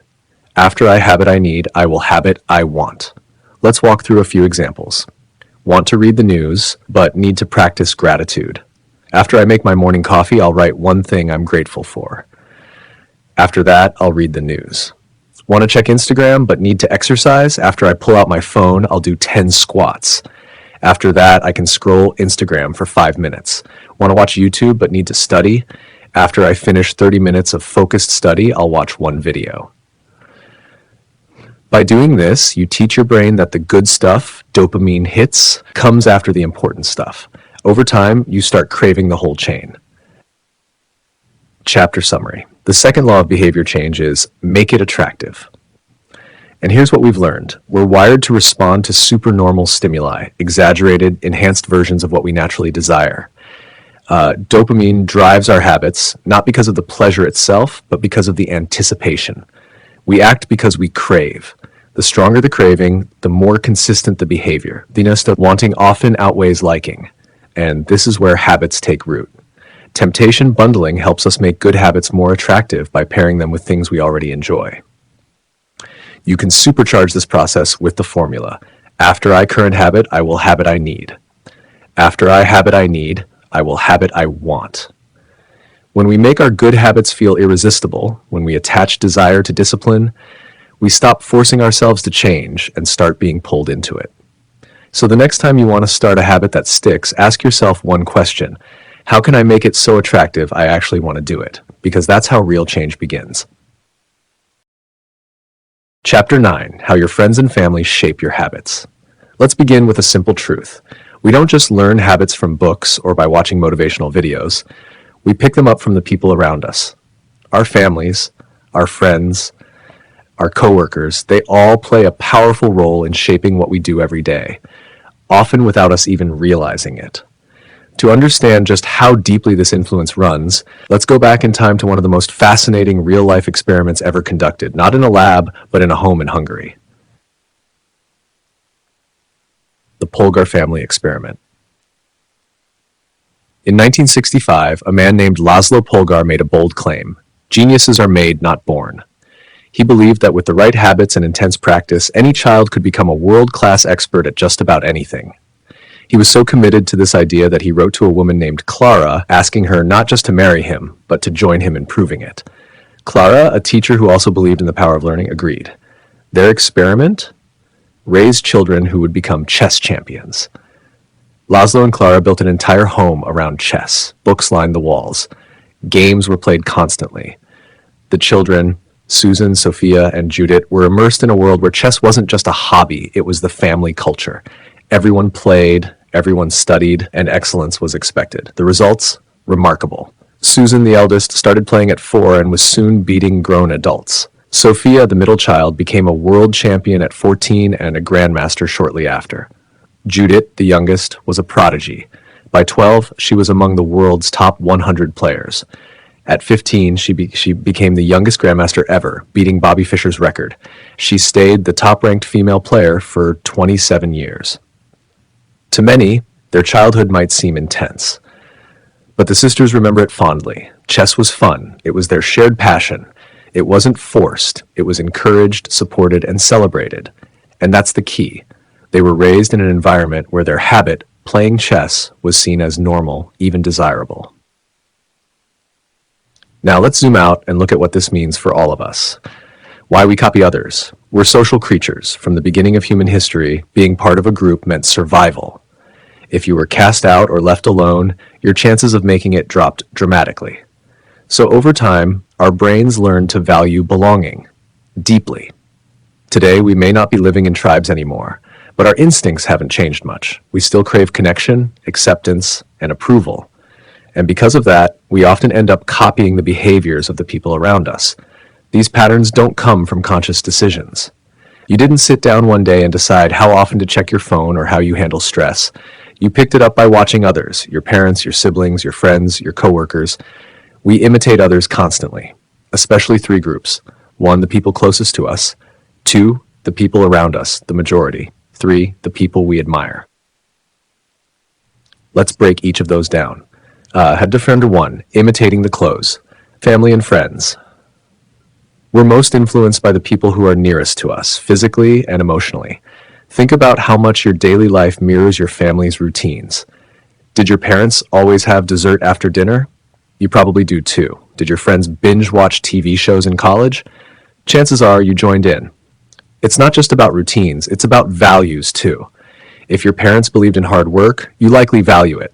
If your partner always double checks the locked door at night, you may start doing it too, even if you never used to. Here's something powerful. One study tracked over 12,000 people for more than 30 years. They found that if a close friend became obese, your chances of becoming obese went up by 57%. But the reverse is also true. If someone close to you loses weight, there's a good chance you'll start dropping pounds too. It's like a magnet. The people around us pull us in their direction. Now imagine you want to build a new habit, like running every morning. If your partner, your friends, and your coworkers are all couch potatoes, it's going to feel like an uphill battle. But if you join a running club, suddenly that habit feels easier, even exciting. Why? Because now you're surrounded by people who think running is normal, even fun. The key? Surround yourself with people who already live the way you want to live. And even better, find people who are similar to you in some way. Same interests, same background, same humor. When you feel like you fit in with a group, their habits feel more natural to adopt. 2. Imitating the many, the power of the crowd. Have you ever laughed at a joke just because everyone else was laughing? Or tried a new restaurant because it had thousands of 5-star reviews? Or worn something because everyone is wearing it? That's the pull of the crowd, and it's stronger than we realize. In the 1950s, psychologist Solomon Asch ran a now famous experiment. He asked people to match the length of lines on a card, something simple and obvious. But unknown to the participant, everyone else in the room was an actor giving the wrong answer on purpose. And guess what? Over 75% of real participants went along with the group, even when they knew the answer was wrong. Just to fit in. Why do we do that? Because we trust the group. We think, well, maybe they know something I don't, so we follow their lead. In real life, this happens every day. You pick a phone plan because everyone you know uses it. You start using phrases you hear on social media. You get your news from the same places your friends do. We don't even realize we're doing it. Now, this isn't always a bad thing. Social proof can lead us to smart decisions, like trusting a well-reviewed doctor or avoiding a shady restaurant. But it also means that if your group has bad habits, overeating, gossiping, skipping workouts, you'll likely adopt those too, even if they go against your goals. So again, the solution is simple but powerful. Choose your tribe wisely. When being healthy, creative, kind, or focused is what your group does, those habits become your habits too. Imitating the powerful, following status. We admire successful people, whether it's athletes, entrepreneurs, influencers, or even local leaders. We pay attention to those who seem to have it all figured out. Why? Because for most of human history, those with status had more resources, better chances of survival, and greater opportunities. Admiring them and mimicking their behavior helped us climb the ladder. Today, we still imitate the successful. You might copy how your boss communicates, or the way a best-selling author writes, or how your favorite athlete trains. And that's not a bad thing, if it inspires you to level up your own life. We're drawn to behaviors that give us recognition, whether it's being praised for losing weight, admired for building a business, or complimented on your cooking. Those external signals push us to keep going. But it's not just about standing out. It's also about not being judged. We clean up when guests come over. We dress up for events. We hold back certain behaviors, not necessarily because we want to, but because we want to be seen in a certain way. So what does this mean for your habits? If you want a habit to stick, find a way to connect it to your identity and to the identity you want to be seen as. Want to be a great writer? Hang out with other writers. Want to get fit? Surround yourself with people who take fitness seriously. Want to start a business? Learn from entrepreneurs you admire. When the people you look up to value the same habits you want to build, you're far more likely to succeed. Turning social influence into a tool. The takeaway here isn't to avoid social influence, it's to use it intentionally. Here's how. 1. Audit your environment. Who are you spending the most time with? What are their habits? What do they consider normal? 2. Find a tribe where your desired habits are celebrated. If you want to be healthier, join a fitness group. If you want to write more, join a writing club. Habits are easier when they help you belong. 3. Anchor your habits in identity. Don't just say, I want to run. Say, I'm a runner. Find people who share that identity. 4. Let admiration inspire you. Study the people you admire and adopt the habits that got them there. 5. Be the example. Just as you're influenced by others, others are watching you. You can raise the bar for those around you just by showing up. Chapter summary. The power of people. We are deeply shaped by the people around us. Our habits often reflect the habits of our families, friends, and communities. We tend to imitate 3 types of people: those closest to us, the majority, and those we admire. The closer the bond, the stronger the influence. Your partner, best friends, and close coworkers shape your behavior daily. We follow the crowd, even when it leads us away from what we know is right. Belonging often feels more important than being correct. We copy high-status individuals because we want respect, success, and recognition.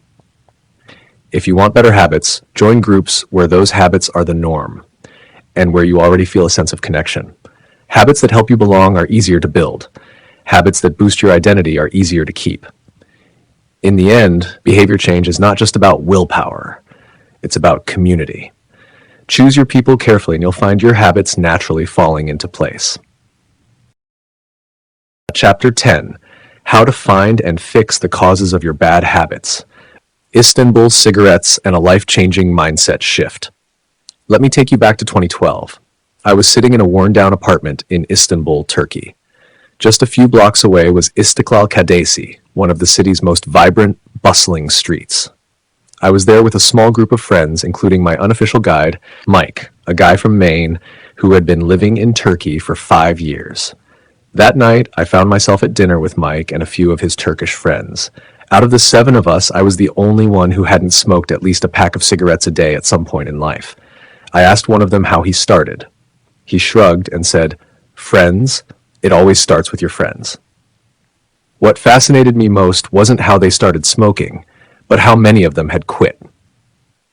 Half of them had successfully kicked the habit. Mike credited his success to a book, Alan Carr's Easy Way to Stop Smoking. "It frees you from the mental trap," he said. "It reminds you that you don't actually enjoy smoking. You're not giving up anything. You're gaining health, money, and self-respect." That book had a powerful approach. Instead of trying to overpower the craving with willpower, it helped reframe the whole act. It taught smokers to see smoking not as a pleasure, but as a problem. What was once seen as a stress reliever suddenly looked more like a poison. The mindset changed, and so did the behavior. That's what today's chapter is all about. Where bad habits begin, understanding the root rat. Every habit starts with a craving, but here's the key. There's always something deeper underneath it. Let's say you think, "I want tacos." Okay, great. But what's behind that? Maybe you're hungry. Maybe it's comfort food. Maybe it reminds you of family or gives you something to look forward to at the end of the day. That taco isn't just about the taco. It's about solving a deeper, older human need. Here are some of those universal human motives. To save energy, to stay safe and survive, to feel loved and connected, to belong, to reduce stress or uncertainty, to gain status or approval. Now let's look at some common modern-day habits and the old motives behind them. Checking Instagram, that's about social approval. Playing video games, it's a quick path to feeling accomplished and powerful. Scrolling Google endlessly, that's your brain trying to reduce uncertainty. Swiping on dating apps, searching for love and connection. Your habits are modern answers to ancient problems. They don't come from nowhere. They're your brain's best guesses at how to get what it wants. But sometimes your brain picks a poor solution and you get stuck in a loop. Shash predicting behavior, the invisible force behind every habit. Here's a powerful truth. We think we're reacting to life, but most of the time we're predicting. Our brains are prediction machines. They see a cue and instantly guess what's coming next and how we should respond. Example, cue. You see the stove is hot. Prediction, touching it will burn. Action, don't touch. Here's another one. Cue, you're bored at work. Prediction, checking Instagram will give you a little dopamine boost. Action, you pick up your phone. And here's where habits really take root. If your brain predicts that something will help you feel better and it works, you start craving it. The cue doesn't just trigger the action, it triggers an emotional forecast. These forecasts become feelings, and feelings are powerful. They're the bridge between thoughts and actions. If you feel anxious, you might predict that smoking a cigarette will calm you down, even if it won't. If you feel lonely, your brain may predict that scrolling through Facebook will help, even if it makes you feel worse later.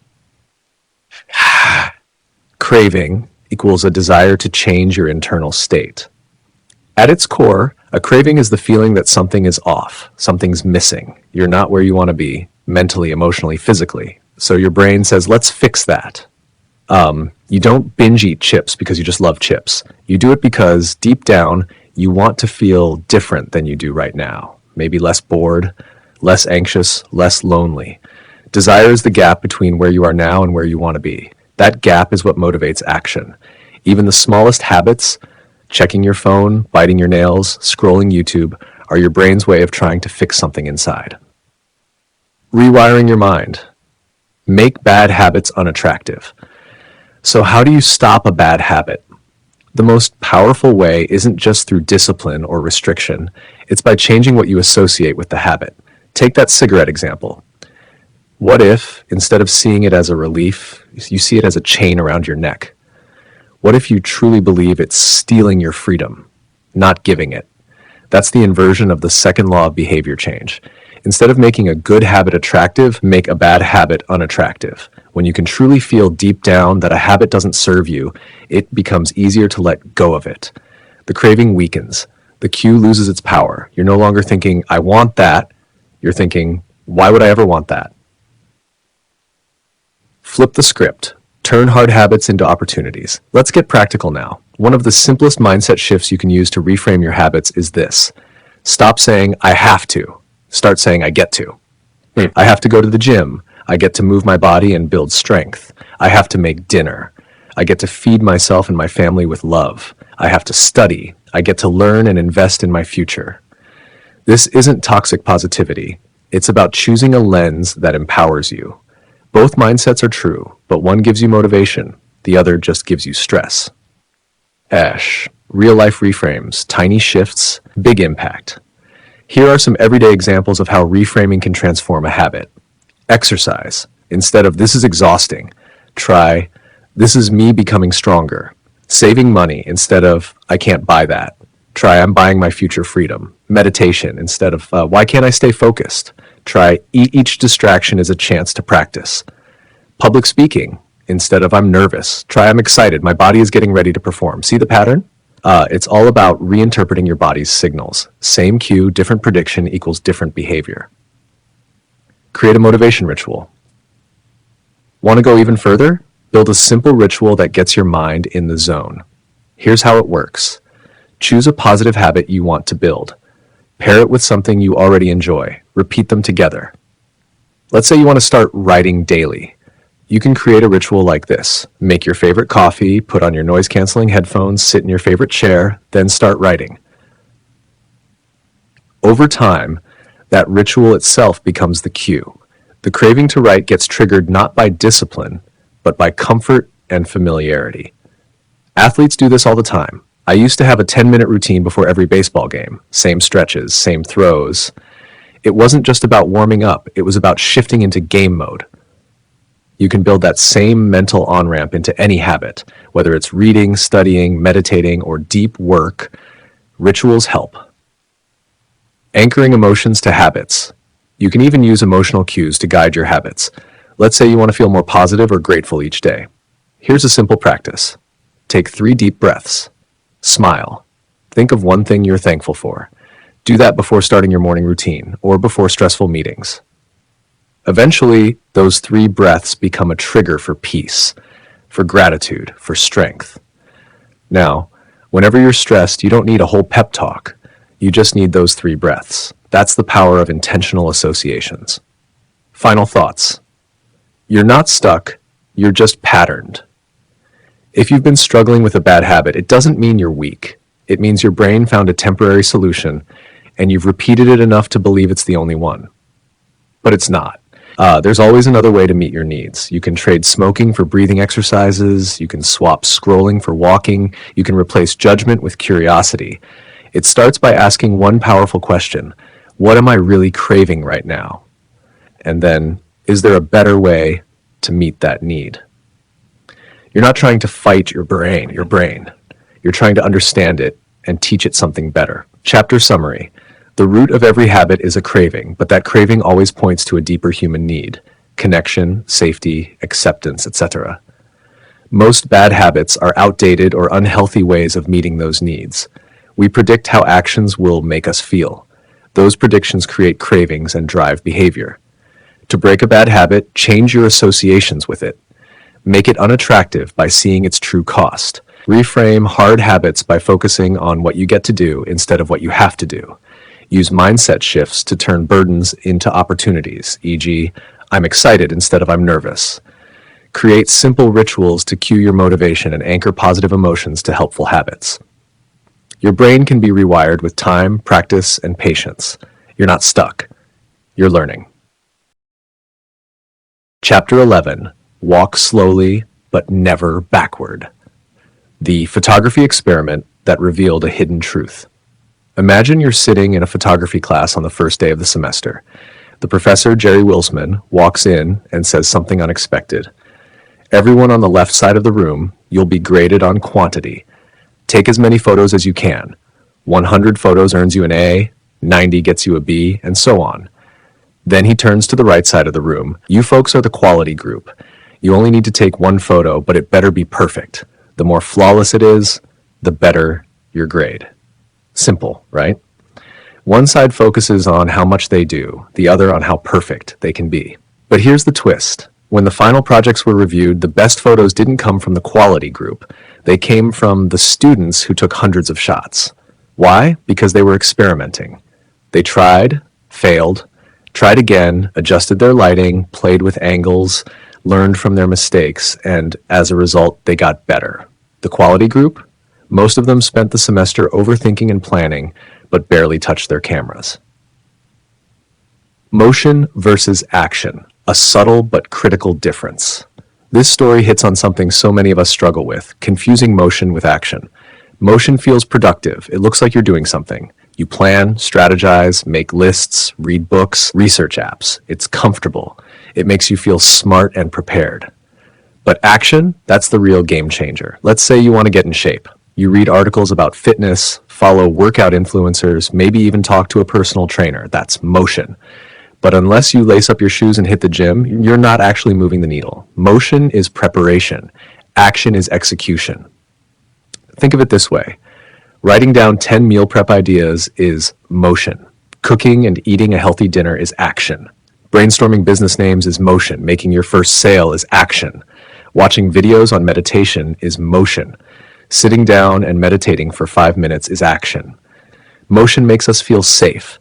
Action makes us feel vulnerable because it comes with the risk of failure. That's why we often avoid it. We want progress without exposure, growth without discomfort. But if you want to change your life, you have to move past motion and step into action. Why we love to plan, but struggle to start. Most of us don't fear hard work. We fear getting it wrong. Planning lets us pretend we're being productive without the possibility of failing. It gives us a false sense of progress. You can spend hours refining your resume, designing your website, or organizing your office, and still be no closer to your goal. The truth? You don't need the perfect plan. You just need to start. Perfection is often procrastination in disguise. A good plan executed now is better than a perfect plan executed never. Mastery begins with reps, not perfection. Here's the real kicker. If you want to build a habit or master a skill, the most important thing you can do is just start doing it, over and over. You don't need to know everything about the gym before your first workout. You don't need to understand every nutrition detail before you cook your first healthy meal. You don't need a 10-step morning routine before waking up on time tomorrow. You need repetition, not perfection. Whether it's writing, exercising, meditating, or saving money, progress comes from practice. And every repetition is a vote for the person you want to become. How habits reshape your brain. Here's what's happening under the hood. When you repeat a behavior enough times, your brain starts to rewire itself. Scientists call this long-term potentiation. But let's keep it simple. The more you do something, the easier it becomes for your brain to do it again. Ever heard the phrase, neurons that fire together, wire together? That's what's going on here. Let's look at a few fascinating examples. Musicians who practice for years have physically larger areas in their brain related to movement and coordination. Mathematicians show more gray matter in the regions tied to calculation and logic. Taxi drivers in London have a bigger hippocampus, the part of the brain responsible for navigation and memory. Their brains actually changed shape based on what they practiced repeatedly. Just like your muscles grow when you lift weights, Your brain adapts when you repeat a behavior. And when you stop, those brain areas shrink. It's like mental atrophy. This is why repetition is so powerful. It literally carves new paths in your brain. From effort to automatic, the habit line. Every habit starts out hard. At first, it takes effort, focus, motivation. You have to remind yourself. You mess up, you start again. But then something amazing happens. If you stick with it, what once felt awkward and difficult begins to feel natural. You don't have to think about brushing your teeth. You just do it. You don't need motivation to drive to work. It's automatic. This transition is called automaticity, the moment when a behavior becomes second nature. Researchers have tracked this process by measuring how easy a habit feels after many repetitions. Unsurprisingly, the more times a person repeats the habit, the more automatic it becomes. Here's the point. It's not about how many days you've been doing it, it's about how many times. That's why the question shouldn't be, how long does it take to build a habit, but rather, how many reps does it take? Time doesn't build habits, repetition does. Real talk. What this means for you. You want to become a runner. Don't wait for the perfect weather or the best shoes. Go for a short jog today. You want to write a book? Stop outlining chapters and write a rough paragraph right now. You want to start a YouTube channel? Forget the fancy gear. Record a video on your phone today and upload it. Then do it again tomorrow. Start small. Show up. Get your reps in. The first time will be clunky. The second time will still feel weird. But the 10th? The 20th? That's when the magic starts. Every time you show up, you build momentum. You send a signal to your brain, this is who I am now. And eventually, it becomes true. You don't have to be perfect.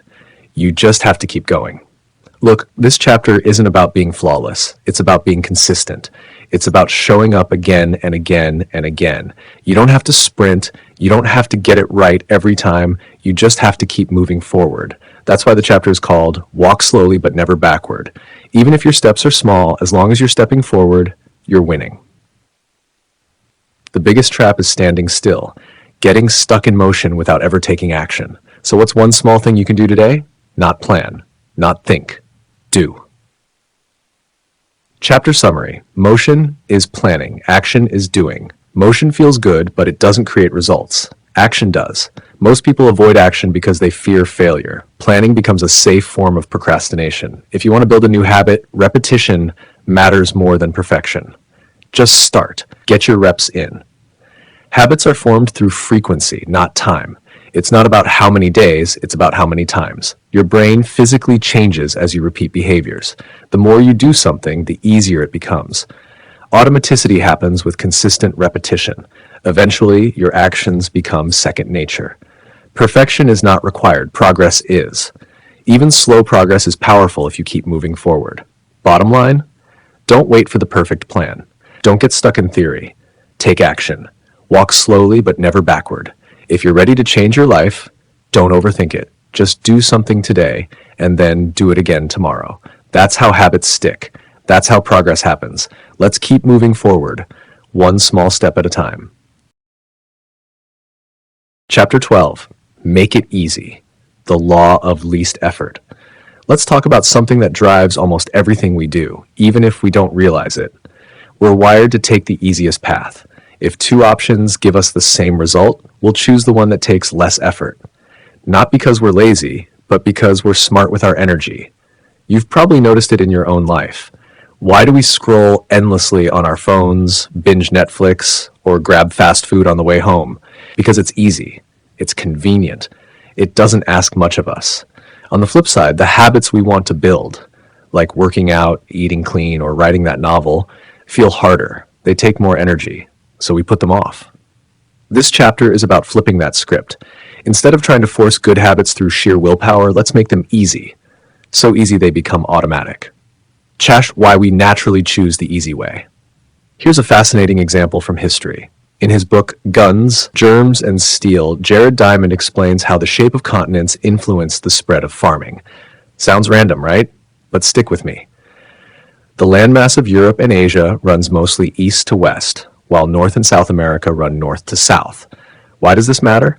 Because crops spread faster across places with similar climates. East to west, you get similar sunlight.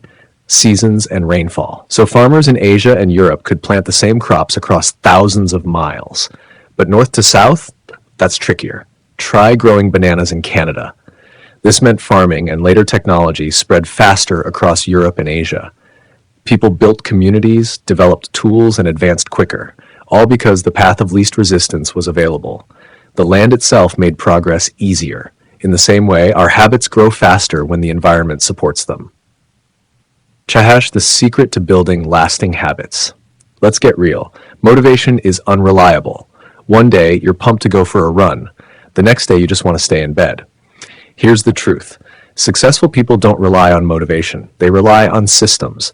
And one of the best systems is designing your life around ease. When a habit is easy to do, you're more likely to do it, even when you're tired, stressed, or just not feeling it.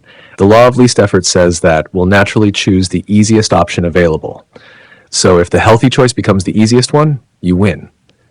Imagine this. You want to start doing push-ups every day. You could aim for 100 push-ups. Sounds impressive until you burn out after 3 days. Or you could start with just one push-up a day. That sounds almost too easy, but it works. Why? Because it removes resistance. Once you're on the floor doing one push-up, chances are you'll do a few more. And even if you don't, you've still succeeded. You showed up. You kept the chain alive. Small, easy actions are the gateway to massive change. The power of reducing friction. Think about a garden hose that's bent. The water still flows, but it's weak. You have two options. Turn up the pressure, more effort, or just straighten the hose, less friction. When we try to force ourselves into a hard habit, we're turning up the pressure. But when we make a habit easier by changing our environment or routine, we're straightening the hose. The result flows naturally. Let's bring this home with some examples. Want to start running? Lay out your workout clothes the night before. Put your shoes by the door. Want to eat healthier? Prep your meals on Sunday so you're not tempted midweek. Want to read more? Leave a book on your pillow or coffee table, ready to grab. Want to stop wasting time on your phone? Charge it in another room or delete the apps that pull you in. We don't need more willpower. We need less friction. Design your environment for success. Environment matters a lot. Your habits are not just a reflection of your discipline, they're a reflection of your surroundings. Here's a story that proves the point. In the 1970s, Japanese electronics companies started dominating the global market. Why? They focused on something called lean production. They streamlined every process, redesigned workspaces, and removed wasted motion. Workers didn't have to reach awkwardly for tools. Everything was in the right place. This tiny change led to massive results. Japanese TVs were 5 times more reliable than American ones. By 1979, it took American workers 3 times as long to build a set. What happened here? They made things easier, and by doing so, they beat the competition. This concept works in your life too. When your environment supports your goals, you don't have to fight yourself to do the right thing. It just happens. Make good habits easy and bad habits hard. Let's say you want to stop watching so much TV. You could rely on willpower, or you could increase the friction. Unplug the TV after each use. Put the remote in a drawer, or go extreme. Move the TV to another room. Suddenly, it's not as easy to mindlessly flop on the couch and binge a show. On the flip side, make good habits easier. Want to work out? Set your clothes and gym bag out the night before. Want to drink more water? Fill a bottle and keep it on your desk. Want to write more? Keep your notebook or laptop in a clear, clean space where you won't get distracted. A little setup goes a long way. Prime your space like a pro. Let's talk about a guy named Oswald Knuckles. He's an IT developer from Mississippi with a brilliant habit strategy called resetting the room. After he watches TV, he puts the remote back, fluffs the pillows, folds the blanket. When he leaves the car, he throws out the trash. When he showers, he wipes the toilet while the water heats up. Why? Because he's not just cleaning up, he's prepping the space for next time. That's genius. When everything is in place, future actions become effortless. He doesn't rely on motivation. He makes life flow. As Oswald says, people think I work hard, but I'm actually really lazy. I'm just proactively lazy. That's what we want. Proactive laziness. Set yourself up once, and the payoff continues over and over. Real-life examples of priming. Here are simple ways you can reset the room in your own life. Want to cook more? Chop veggies in advance and keep healthy ingredients within reach. Want to sketch or journal? Keep your tools visible and accessible, not buried in a drawer. Want to spend quality time with your partner? Leave your phone in another room during dinner. Want to write that book? Keep a notebook open on your desk, ready for your thoughts. Every action you take to make your good habit easier increases your odds of success. You can also do the reverse. Want to eat less junk food? Don't bring into the house.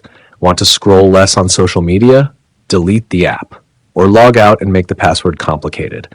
Friction works both ways. Use it to your advantage.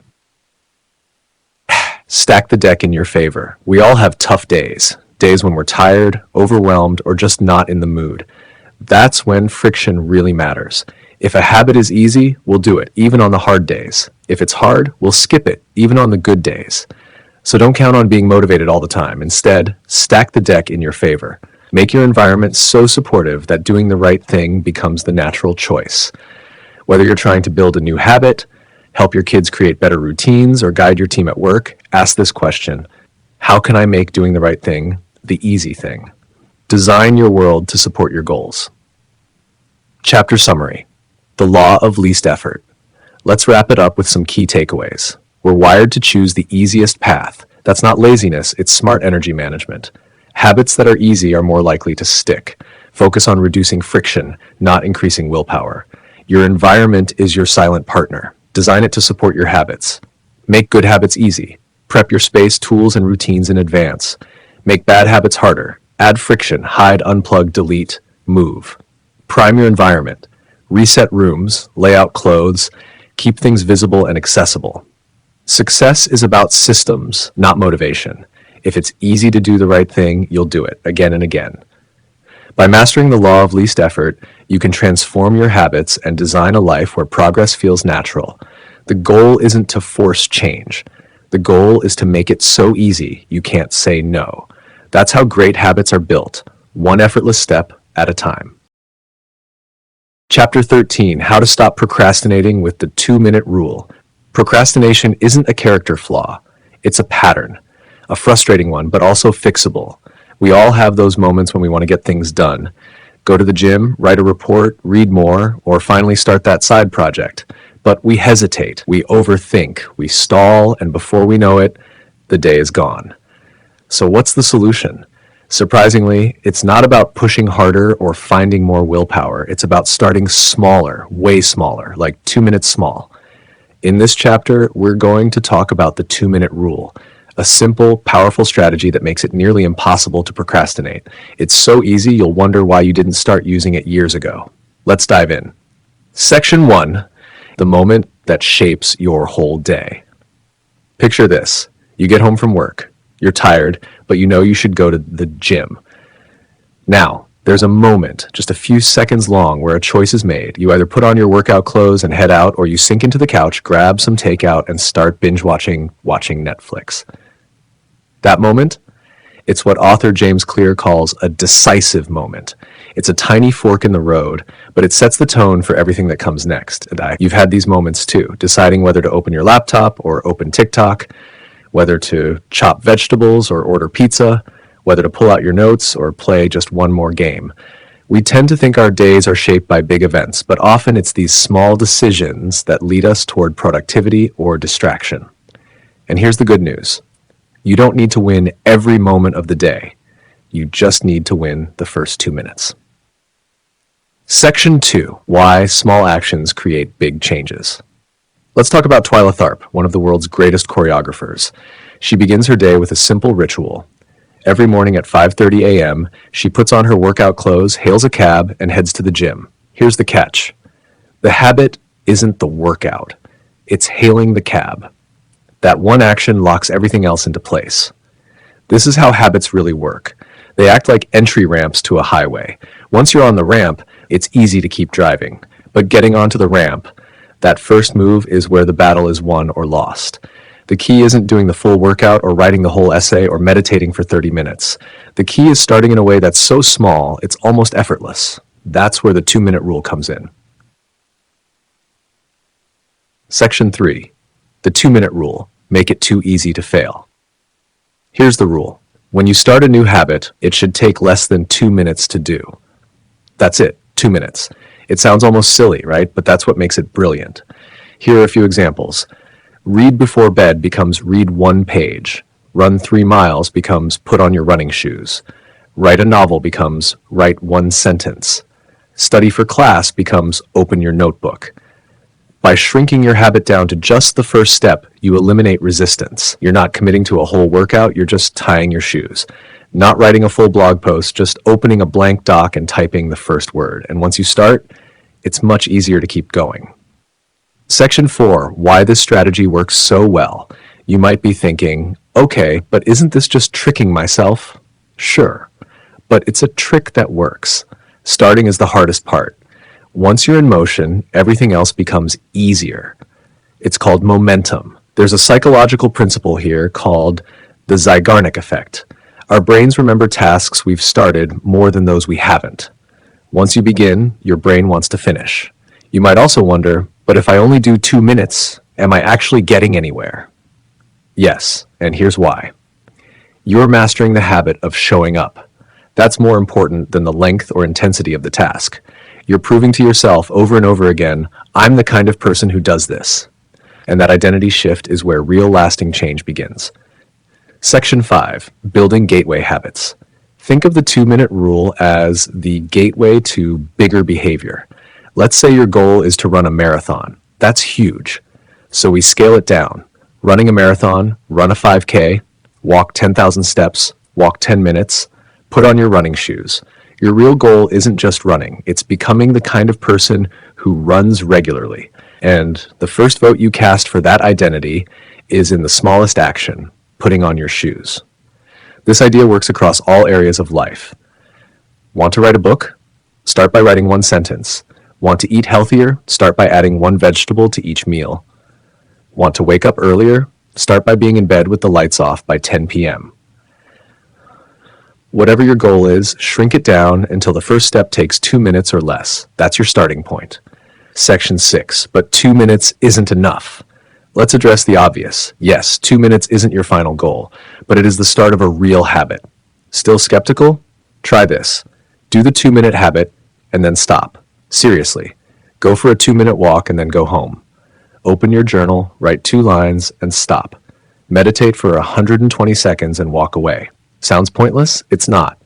One reader used this technique to lose over 100 pounds. In the beginning, he went to the gym, but only stayed for 5 minutes. He didn't lift for hours, he didn't do cardio marathons, he simply built the routine of going to the gym. That identity stuck. And once it stuck, the longer workouts followed. This isn't about hacking the system, it's about becoming someone who shows up day after day, even in the smallest way. Section 7, the habit of consistency. Let's be honest, most people don't fail because they're lazy. They fail because they try to do too much too soon. They read for an hour on Monday, then nothing the rest of the week. They start a strict workout plan and quit after 3 days. But success isn't about heroic effort. It's about consistency. If you can just show up, just do 2 minutes, you're building something far more powerful than a streak. You're building trust in yourself. And once that trust is built, scaling up becomes natural. You can always do more later. But first, you need to standardize before you optimize. Section 8, habit shaping, growing your routine over time. Once the 2-minute version is locked in, you can build on it through something called habit shaping. Here's how that might look for different goals. Becoming an early riser. Phase 1, be home by 10 p.m. Phase 2, all screens off by 10 p.m. Phase 3, in bed by 10 p.m. Phase 4, lights out by 10 p.m. Phase 5, wake up at 6 a.m., becoming vegan. Phase 1, eat vegetables with every meal. Phase 2, stop eating 4-legged animals. Phase 3, cut out chicken and turkey. Phase 4, remove seafood. Phase 5, drop all animal products. Starting to exercise. Phase 1, change into workout clothes. Phase 2, step outside for a walk. Phase 3, go to the gym, stay 5 minutes. Phase 4, exercise 15 minutes a week. Phase 5, exercise 3 times a week. Every big goal can start with a 2-minute version. You don't need to leap, you need to step over and over again. Chapter summary. Habits may take seconds to start, but they can shape hours of your day. Decisive moments, tiny choices like putting on shoes or opening a notebook, are often what determine success or procrastination. The 2-minute rule helps you stop procrastinating by making habits too easy to skip. Start every habit with a version that takes less than 2 minutes. Showing up every day, even for 2 minutes, builds identity and momentum. Once the habit is solid, you can scale it up with habit shaping. Consistency beats intensity. Start small. Start now. The 2-minute rule isn't just a productivity trick. It's a mindset shift. It's how you go from being someone who wants to change to someone who does. You don't need to be perfect. You just need to start. And 2 minutes is all it takes. Chapter 14. Make good habits inevitable and bad habits impossible. Let's start with a story from the 1830s that's both funny and inspiring. Victor Hugo, the famous French writer, had a serious procrastination problem. He had promised his publisher a new book, but instead of writing, he spent a year entertaining guests, chasing side projects, and doing everything except writing. Frustrated, his publisher gave him a tough deadline: finish the book in less than 6 months. What Hugo did next was extreme, but genius. He gathered up all his clothes and locked them away in a chest. Yep, he had his assistant hide every last stitch of clothing, leaving him with nothing but a big shawl. Without proper clothes, he couldn't go out. No more socializing, no more distractions. Just him, his desk, and his words. And it worked. Trapped inside with no other options, Hugo wrote like his life depended on it. He finished The Hunchback of Notre Dame 2 weeks before the deadline. That, my friends, is a powerful example of what psychologists call a commitment device, a decision you make now that locks in better behavior for the future. Section 1. What is a commitment device? A commitment device is like a future trap, but in a good way. You set something up in the present to make sure your future self sticks to the plan. Think of it as preloading your motivation. You're creating a situation where doing the right thing is easier, and doing the wrong thing is harder. Victor Hugo made writing inevitable by making procrastination impossible. He didn't rely on willpower. He redesigned his environment. Here are some more modern examples. Want to avoid overeating? Buy snacks in single-serve packs instead of family-size bags. Trying to stop gambling? Some people actually sign up to be banned from casinos or betting websites. Want to lose weight? Some athletes leave their wallets at home so they can't buy fast food. One friend of mine, an expert on habits, plugs his internet router into a timer. At exactly 10 p.m., the power shuts off. No more late-night browsing. Time for bed. These simple tools, timers, packaging, hiding your clothes, can give you an edge when motivation runs out. Because let's face it, motivation always fades. But a smart setup, that sticks around. Why commitment devices work? Think about how habits usually go wrong. You start strong. You plan to eat healthy, go to the gym, save money, but then temptation hits, and it's so easy to give in. Commitment devices protect you from those weak moments.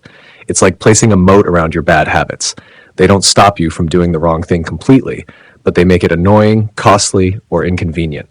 That's the magic. Want to read more and scroll less? Delete social media apps off your phone. Make them accessible only on your laptop. Want to eat less at restaurants? Ask the waiter to box up half your meal before it hits the table. Want to work out more? Pay for fitness classes in advance. You're less likely to skip when it's already paid for. The more effort it takes to break a good habit, the more likely you are to stick with it. Make your good behaviors easy to start and hard to abandon. Section 3. The power of one-time decisions. Let's shift gears for a second and talk about automation, another way to lock in habits. There's a great story from the 1800s that proves this point. John Henry Patterson, an Ohio businessman, opened a store for coal miners. It had steady traffic, but he couldn't figure out why it wasn't making money. Turns out his employees were stealing from the register. This was the 1800s, no security cameras, no digital systems. So Patterson bought a new invention called the cash register. It locked up money and tracked every transaction. Guess what? Theft disappeared overnight. Profits soared. Later, Patterson bought the patent for the cash register and started the National Cash Register Company, one of the biggest businesses of its time. What changed? Patterson didn't lecture his employees. He didn't demand stronger morals. He simply made bad behavior impossible. That's the power of a one-time decision, a small investment that protects your good habits or blocks your bad ones forever. Section 4. Simple one-time actions that change everything. Here's the good news. You don't need to turn your life upside down to improve your habits. Sometimes, a single smart decision can change the game. Here are a few one-time actions that help you live better with no ongoing effort.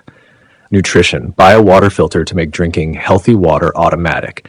Use smaller plates to eat smaller portions without thinking. Sleep. Get blackout curtains or a sleep mask to block out light. Remove your TV from the bedroom.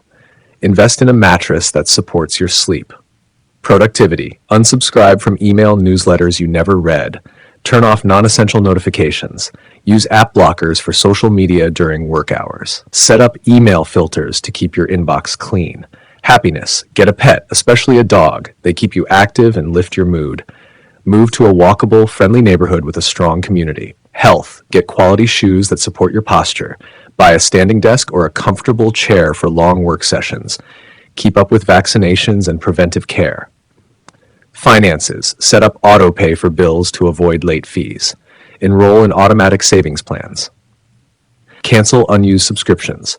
Call service providers to negotiate lower rates. Each of these is a one-time action that delivers results for months or even years.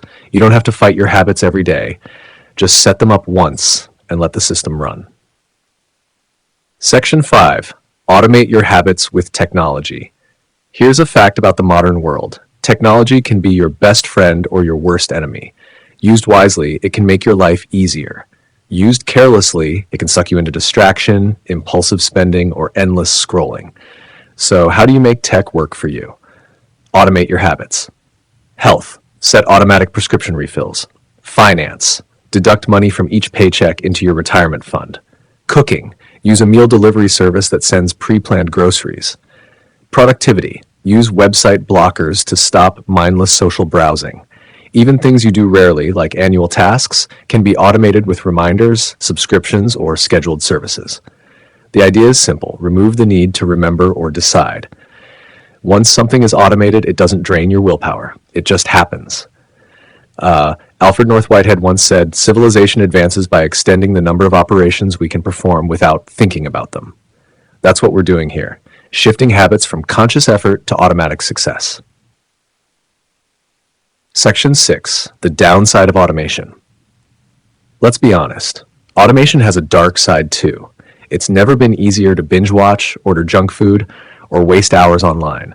Everything is one tap away. YouTube autoplays the next video, Netflix skips the credits and jumps right into the next episode.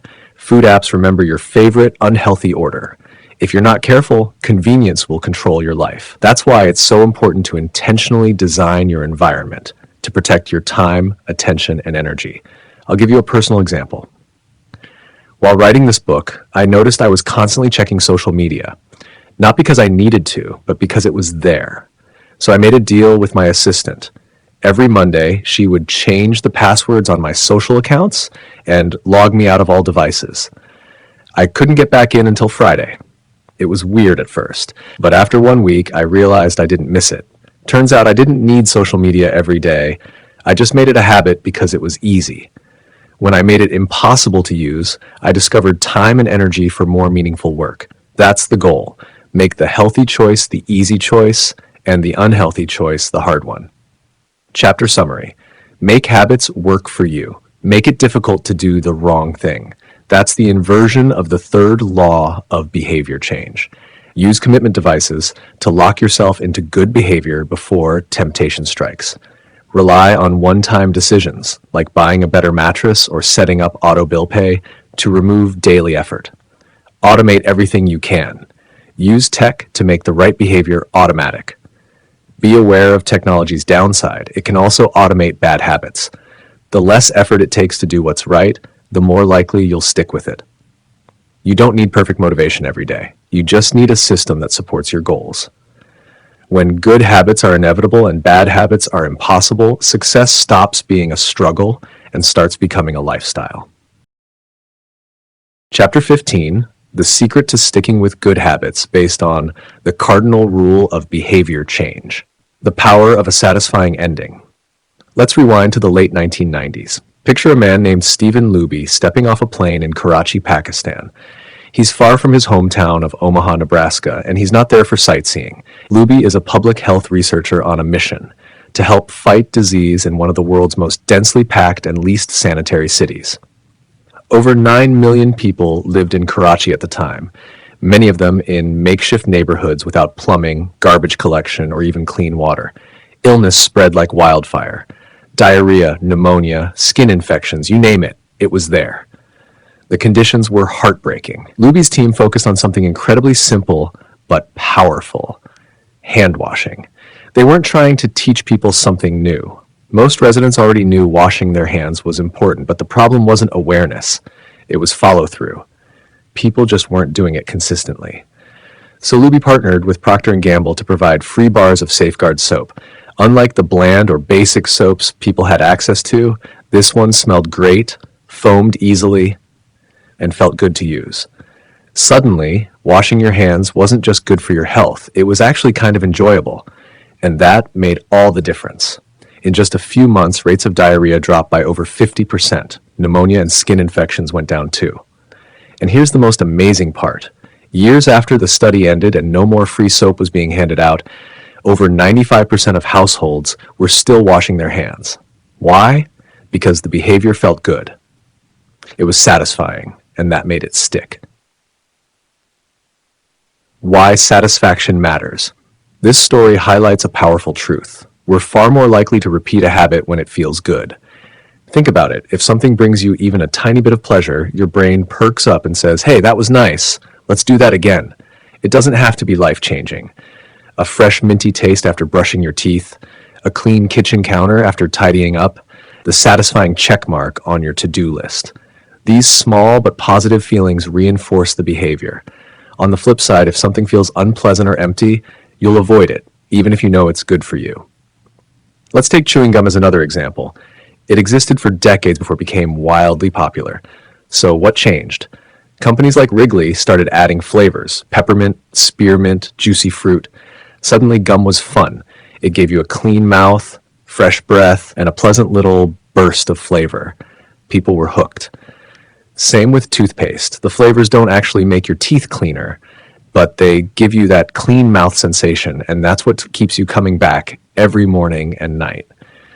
In short, we don't just repeat what's good for us, we repeat what feels good.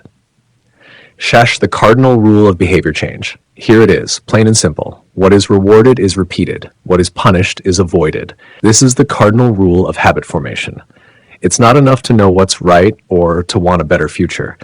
You need to feel something positive immediately after the behavior to have a shot at making it stick. The first 3 laws of habit change: make it obvious, make it attractive, and make it easy, help get the behavior started. But this 4th law, make it satisfying, is what helps it stick around. Let's explore why that matters so much in today's world. Why the present always wins. Imagine you're a lion or giraffe living on the African savanna. Your life revolves around the here and now. Where's food? Where's water? Is a predator nearby? Your actions have instant consequences. This is what scientists call an immediate return environment. You do something and boom, you get feedback right away. Now fast forward to modern life. You go to work today, but your paycheck doesn't show up for 2 weeks. You work out for a month before you see any changes in your body. You save money for years before you have enough to retire. Welcome to the delayed return environment. And here's the kicker. Your brain wasn't built for this. It evolved over thousands of years in that immediate return world. So it still craves instant results, even though most of life's best rewards now come later. This mismatch is why it's so hard to resist short-term temptations like junk food, that scrolling TikTok, or binge-watching shows when we should be working. These things feel good now. The consequences, like weight gain or wasted time, don't show up until later. With good habits, the pain comes first and the reward comes later. With bad habits, it's usually the opposite. Time inconsistency, why we struggle to stay on track. There's a term for this built-in brain bias, time inconsistency. Basically, We care more about what feels good now than what will pay off in the future. That's why people smoke, even though they know it increases cancer risk, or overeat, even if they want to lose weight. The immediate reward, relaxation, comfort, pleasure, wins. The future cost gets ignored. Every habit comes with two kinds of outcomes: immediate outcomes, long-term outcomes. And unfortunately, they're usually working against each other. Habit type, immediate outcome. Long-term outcome, bad habit, feels bad. Good habit, feels tough, feels great. So if you want to create habits that last, you need to bridge that gap. Find ways to make good habits feel good right now, even before the long-term benefits show up. How to trick your brain in a good way. You don't have to fight human nature. You can work with it. Let's say you're trying to stop spending so much on random shopping. Here's a clever trick. Open a new savings account. Label it something exciting like new car or dream trip. Now, every time you skip an impulse purchase, transfer that money into the account. Skip the $5 coffee, move $5 into your goal account. Skip Uber Eats, transfer $20. Suddenly doing nothing, not buying, feels like a win. You're literally watching your dream come closer, one skipped latte at a time.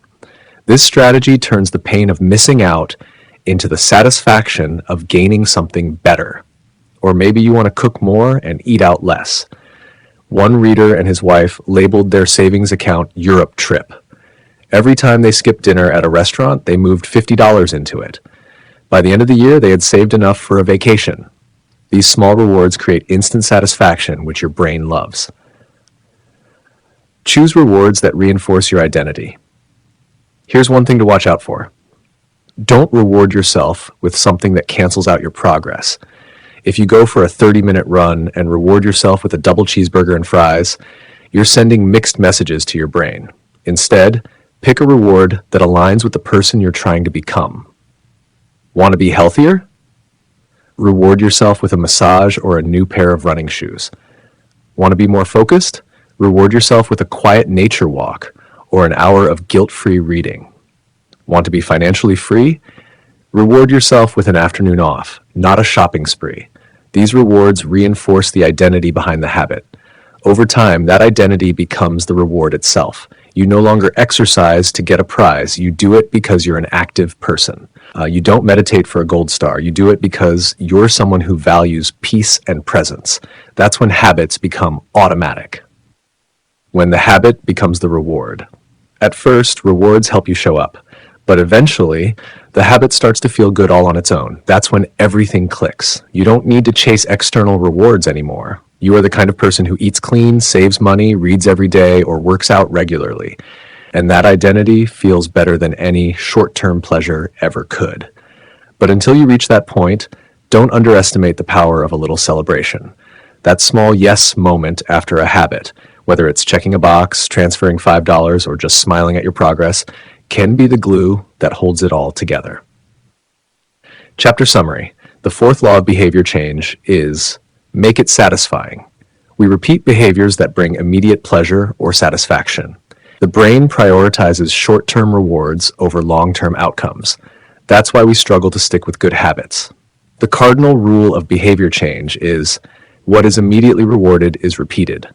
What is immediately punished is avoided. Add instant rewards to good habits so your brain learns to love them. Make bad habits feel immediately costly or reward yourself for avoiding them. Choose rewards that align with the identity you want to build. Over time, the habit itself becomes the reward, and that's where real change begins. Chapter 16. How to stick with good habits every day. Let me ask you something. Have you ever started a new habit, felt great for a few days, maybe even a week, and then boom, life got in the way? You got busy, missed a day or two, and suddenly the habit disappeared? You're not alone. Sticking with good habits is one of the biggest challenges we face, and it's not because we're lazy or lack discipline. It's because life is unpredictable. But what if I told you there's a simple strategy you can use to keep your habits going, even when life gets messy? Let's dive into it. The paperclip trick that made millions back in 1993, a young stockbroker named Trent Dursmid started working at a small bank in Abbotsford, Canada. He was just 23, new to the job, and based in a quiet city, not exactly the center of financial action. Nobody expected him to set the world on fire. But Trent had a system. Every morning, he sat at his desk with 2 jars. One was full of 120 paper clips. The other was empty. For every sales call he made, he moved 1 paper clip from the full jar to the empty one. That's it. 1 clip per call. He didn't stop until all the clips were moved. Simple, right? But wildly effective. Within 18 months, Trent was bringing in $5 million to the firm. By the time he was 24, he was making $75,000 a year. That's about $125,000 in today's money.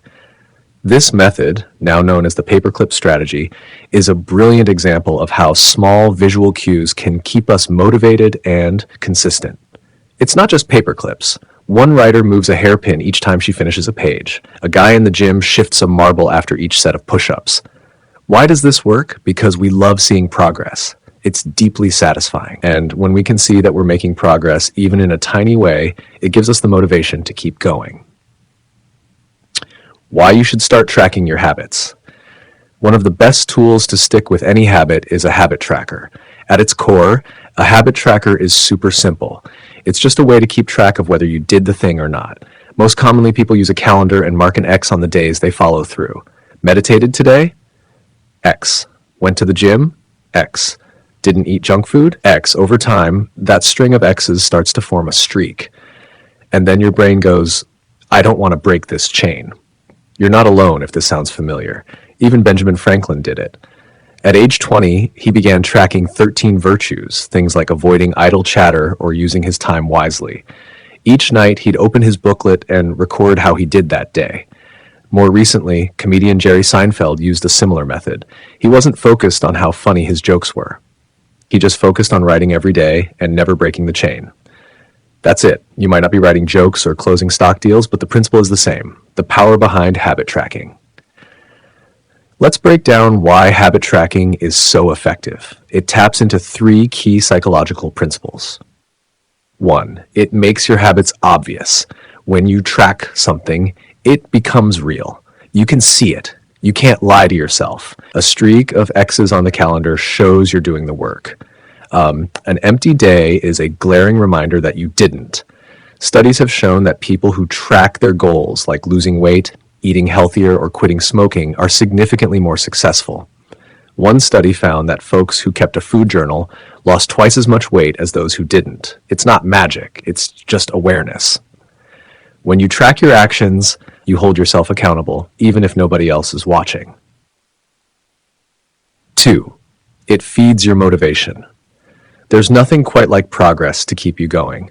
A filled-out tracker gives you that dopamine hit. It feels good. It's proof that you're moving forward.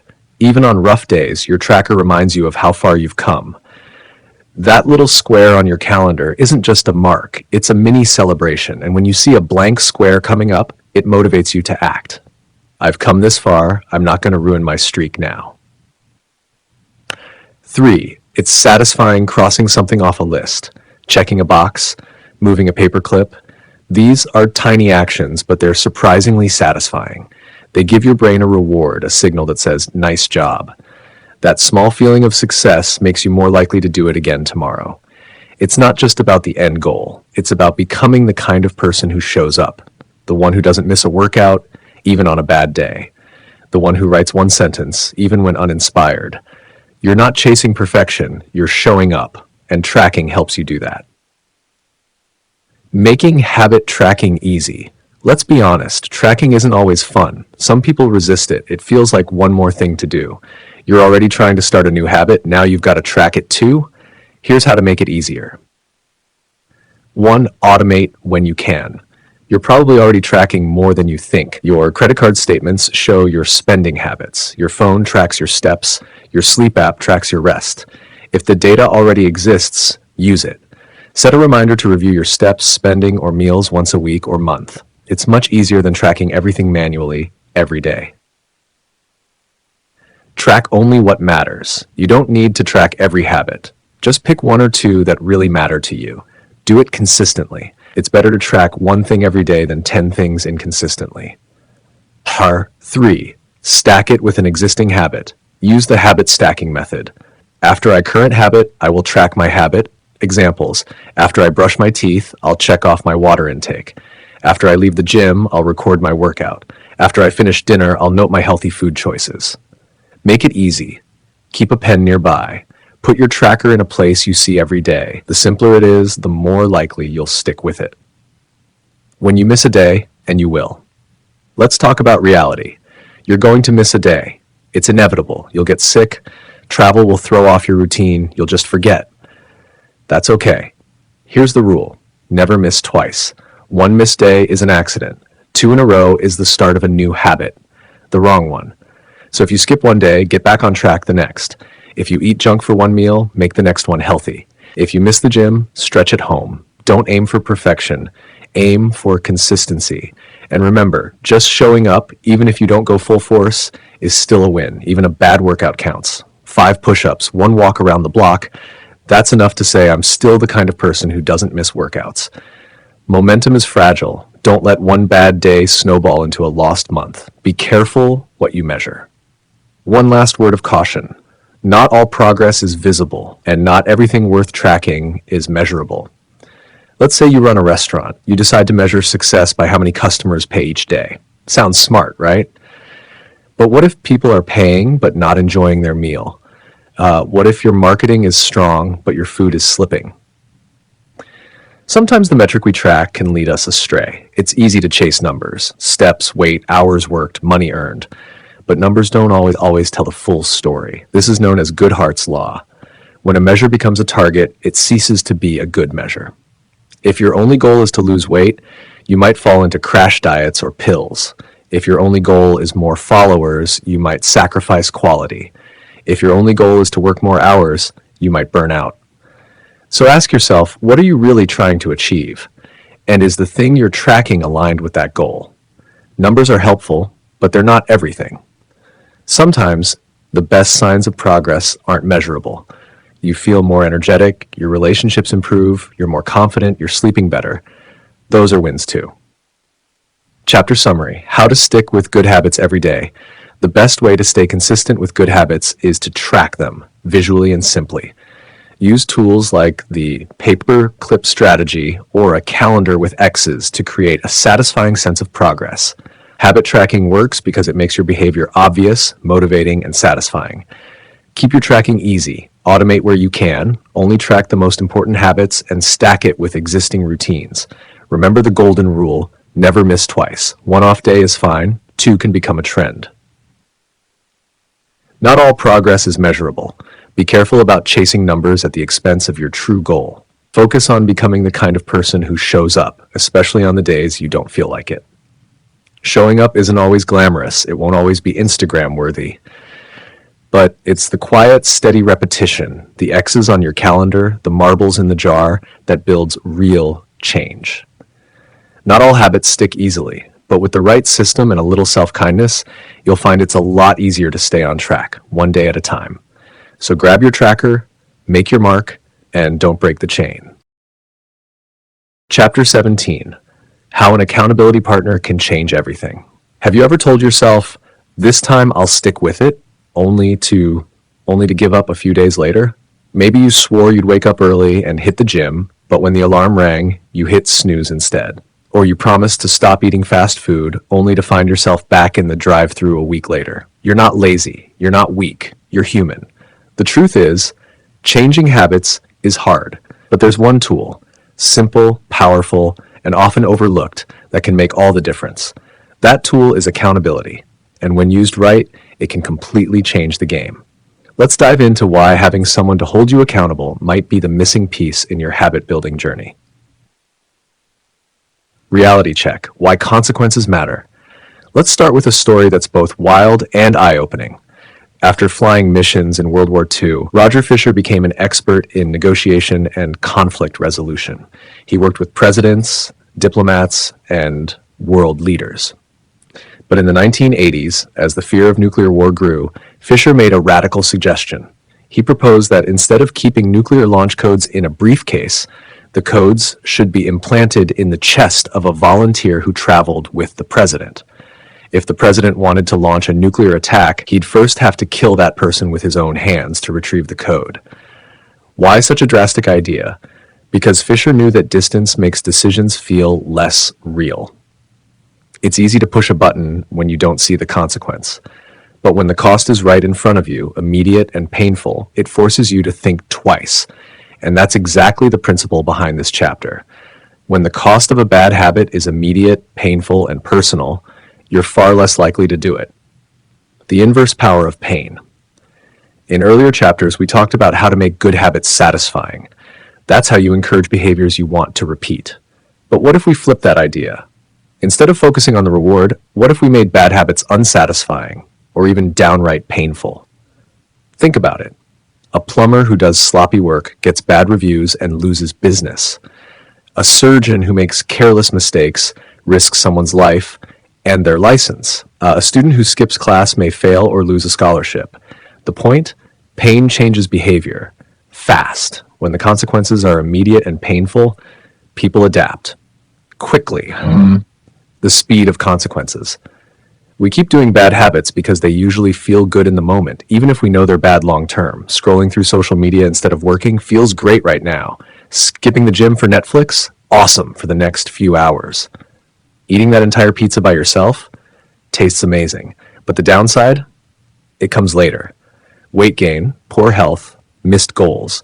And because the consequences are delayed, we let ourselves off the hook. That's why the secret to stopping bad habits is speeding up the cost. Make the downside hit now, not later. When the pain of procrastination shows up immediately, you're far more likely to take action. Introducing the habit contract. So how do we apply this to real life? Meet the habit contract. Think of it like a personal agreement, written or spoken, that sets the terms of your habit and what happens if you don't follow through. Here's the kicker. It's not just between you and yourself. You loop in another person, someone who will hold you to it. Let's look at a real-world example.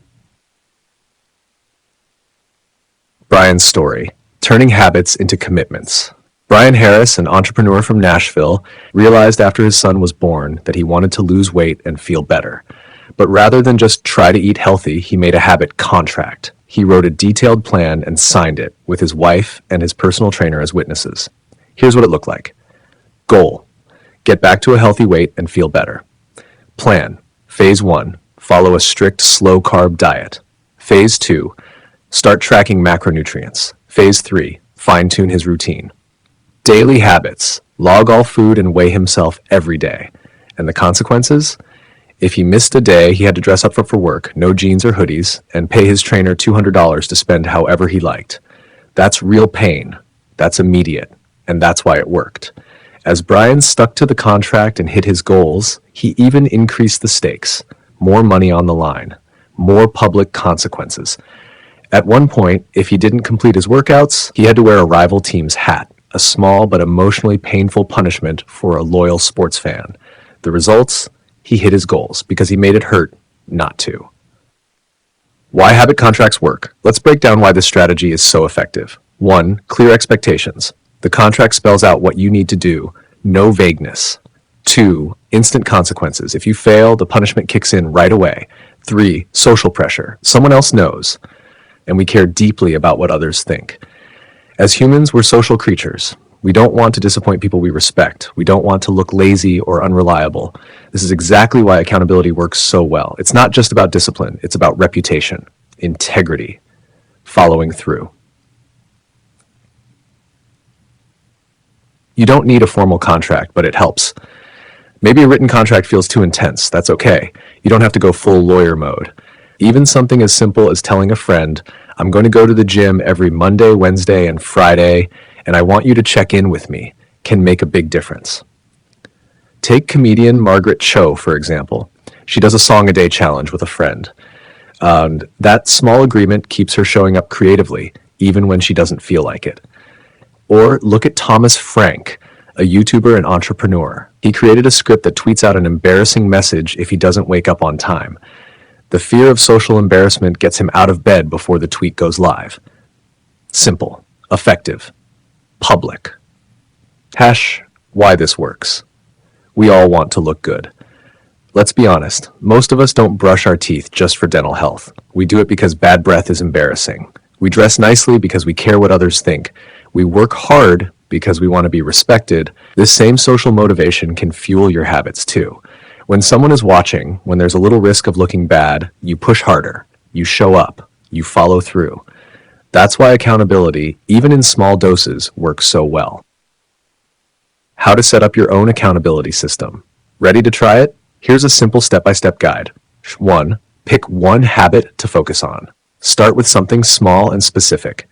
For example, go to the gym 3 times a week, write 500 words every day, drink no soda for 30 days. How to write a simple habit contract. Include what you'll do the habit, how often you'll do it, the consequence if you fail, the name of your accountability partners. 3. Find your accountability partner. Pick someone who cares enough to check in, won't let you off the hook. You don't want to disappoint. It could be a friend, coworker, trainer, sibling, or spouse. 4. Set the stakes. The consequence should be immediate and a little painful, but safe. Some ideas. Pay your partner $50 if you miss a day. Do an embarrassing dare. Give up something you love for a week. 5. Track your progress. Use a habit tracker, calendar, or daily log. Send updates to your accountability partner. Keep it visible. Chapter summary. Make it unsatisfying. Here's the big takeaway from this chapter. Bad habits stick because they're easy and feel good now. The best way to stop them is to make them feel bad immediately. Accountability is your secret weapon. It brings fast consequences and social pressure. A habit contract turns your goal into a commitment. It makes it real. Even a simple check-in buddy can help you stay consistent. We don't want to look lazy, unreliable, or untrustworthy. Use that to your advantage. So, if you've struggled to stick with habits on your own, don't go it alone. Add a little pressure. Let someone in. Because sometimes the best way to win the battle in your head is to bring someone else into the fight. You don't need more willpower. You need a system that won't let you off the hook. And now you have one. Stay accountable. Stay consistent. Stay in the game. Chapter 18, Play to Your Strengths, The Truth About Talent. Let's start with a little thought experiment.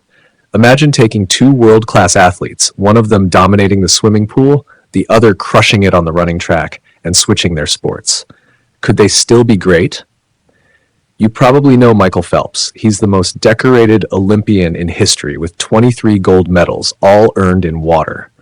But you may not have heard of Hicham El Guerrouj. He's one of the greatest middle distance runners of all time. In 2004, at the Athens Olympics, he won gold in both the 1,500 meter and 5,000 meter races. Now here's the twist. Despite the fact that Phelps is 6'4" and El Guerrouj is 5'9", they wear the same length pants. Why? Because Phelps has an unusually long torso and short legs, perfect for gliding through water, while El Guerrouj has long legs and a short torso, ideal for speed on land. Switch their sports and both would struggle. Phelps would be too heavy to compete with the lightweight distance runners. El Guerrouj's shorter frame and limb length would make him inefficient in the pool. It's not about work ethic. It's not about desire.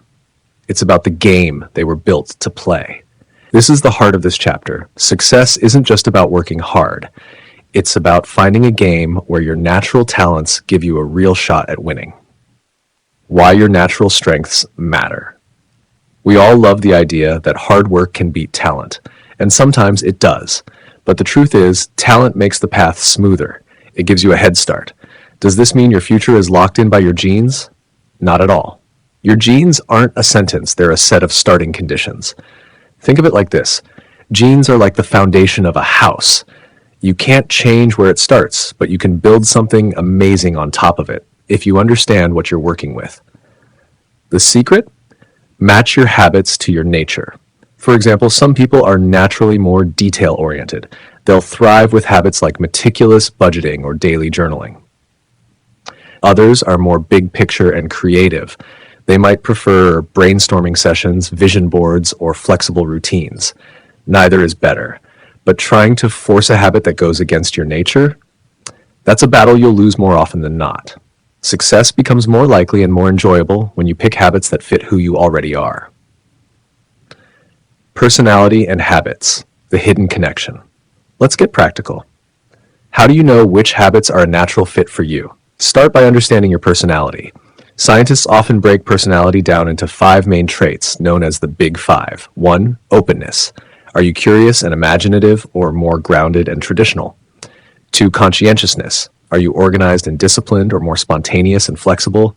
3. Extroversion. Do you thrive around people or recharge when alone? 4. Agreeableness. Are you empathetic and warm or more analytical and independent? 5. Neuroticism. Are you sensitive to stress and emotion or usually calm and steady? Each trait affects how easily you'll adopt different kinds of habits. Like, let's say you're high in conscientiousness. You'll probably do well with habits that require structure, meal prepping, calendar planning, and goal tracking. But if you're more spontaneous, you might prefer habits with built-in variety and flexibility, like trying new workouts or setting daily intentions instead of rigid schedules. Or consider extroverts versus introverts. If you love being around people, group classes or study circles could be the key to staying consistent. If you recharge alone, solo journaling or home workouts might be your jam. What matters is not what works for someone else, it's what works for you. Trying to force yourself into a habit that doesn't align with your personality is like swimming upstream. You might make progress, but it's exhausting and probably won't last. Instead, build your habits around what already excites you. Find the game that loves you back. Now let's zoom out. It's one thing to build habits that suit your personality. It's another to choose a field, a project, a career, or even a side hustle where your natural strengths shine. You don't need to be the best at everything, but you should aim to be in the top 25% at something that matters. That something will be easier to find if you explore your natural patterns. Ask yourself, what feels like fun to me but work to others? Maybe you love organizing closets, designing websites, or talking to strangers, things most people avoid. That's your edge. Where do I lose track of time? This is flow, the state where effort feels easy and hours fly by, where you feel most alive. Where do I outperform others with less effort? You might have a skill that feels ordinary to you but amazes other people. That's not luck, it's a clue. What comes naturally to me? Forget what society tells you. Tune into the work that just feels right. When you stack the deck in your favor by choosing a game that rewards your personality and skills, staying consistent becomes easier. You'll enjoy the process more, and success will feel like less of a grind. Explore, then exploit. Here's a practical way to think about finding your strengths. First, explore, then exploit. Try new things, especially early in your journey, whether it's a career, a fitness plan, or a creative pursuit. Give yourself permission to experiment. Sign up for that class. Try that side hustle. Launch that small project. But once you discover what clicks, double down. Tech companies use this principle too. Google encourages employees to spend 20% of their time on passion projects.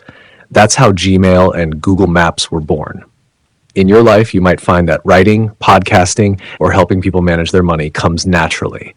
Once you find that thing, focus your energy there.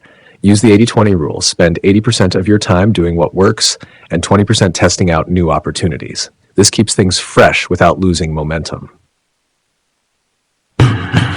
When you can't win by being better, win by being different. Here's the hard truth. Not everyone is born to be the fastest, smartest, or strongest. But that doesn't mean you can't win. You just need to change the game. Scott Adams, the creator of Dilbert, isn't the best artist. He's not the funniest comedian, but he's decent at both and also understands business. That combination makes his work unique. You can do the same. Mix your strengths until you create something original. Let's say you're a decent writer, okay at photography, and love fashion. Combine them, and now you're a lifestyle blogger. Or maybe you're into fitness, but not the gym. Combine your love of nature and movement, and boom, you create a hiking and wellness YouTube channel. Niche down, specialize, create a combination that plays to your strengths and reduces your competition. Genes clarify your focus, not your future. Let's bring it home. Your genes aren't an excuse, they're information. They help you understand where you'll find ease and flow. They give you hints about what to pursue and what to skip. They won't do the work for you, but they'll guide your path. Hard work still matters. No one gets fit by having great genetics and skipping the gym. No one builds a business without showing up. But if you work hard on the things that come naturally to you, that's when progress feels fast. That's when motivation stays high.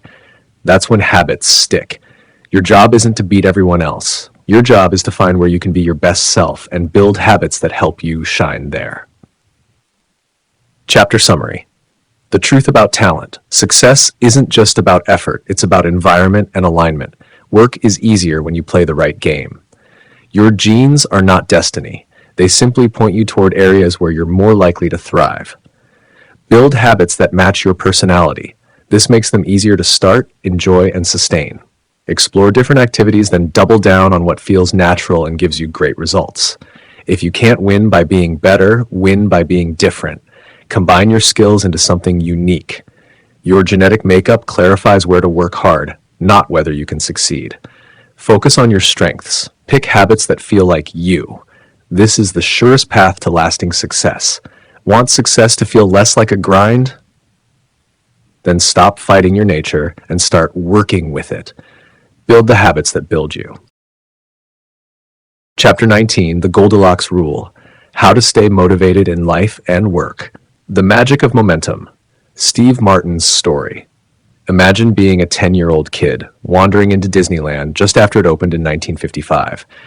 You're not there to ride the teacups or meet Mickey Mouse. You're there to get a job. That's exactly what a young boy named Steve Martin did.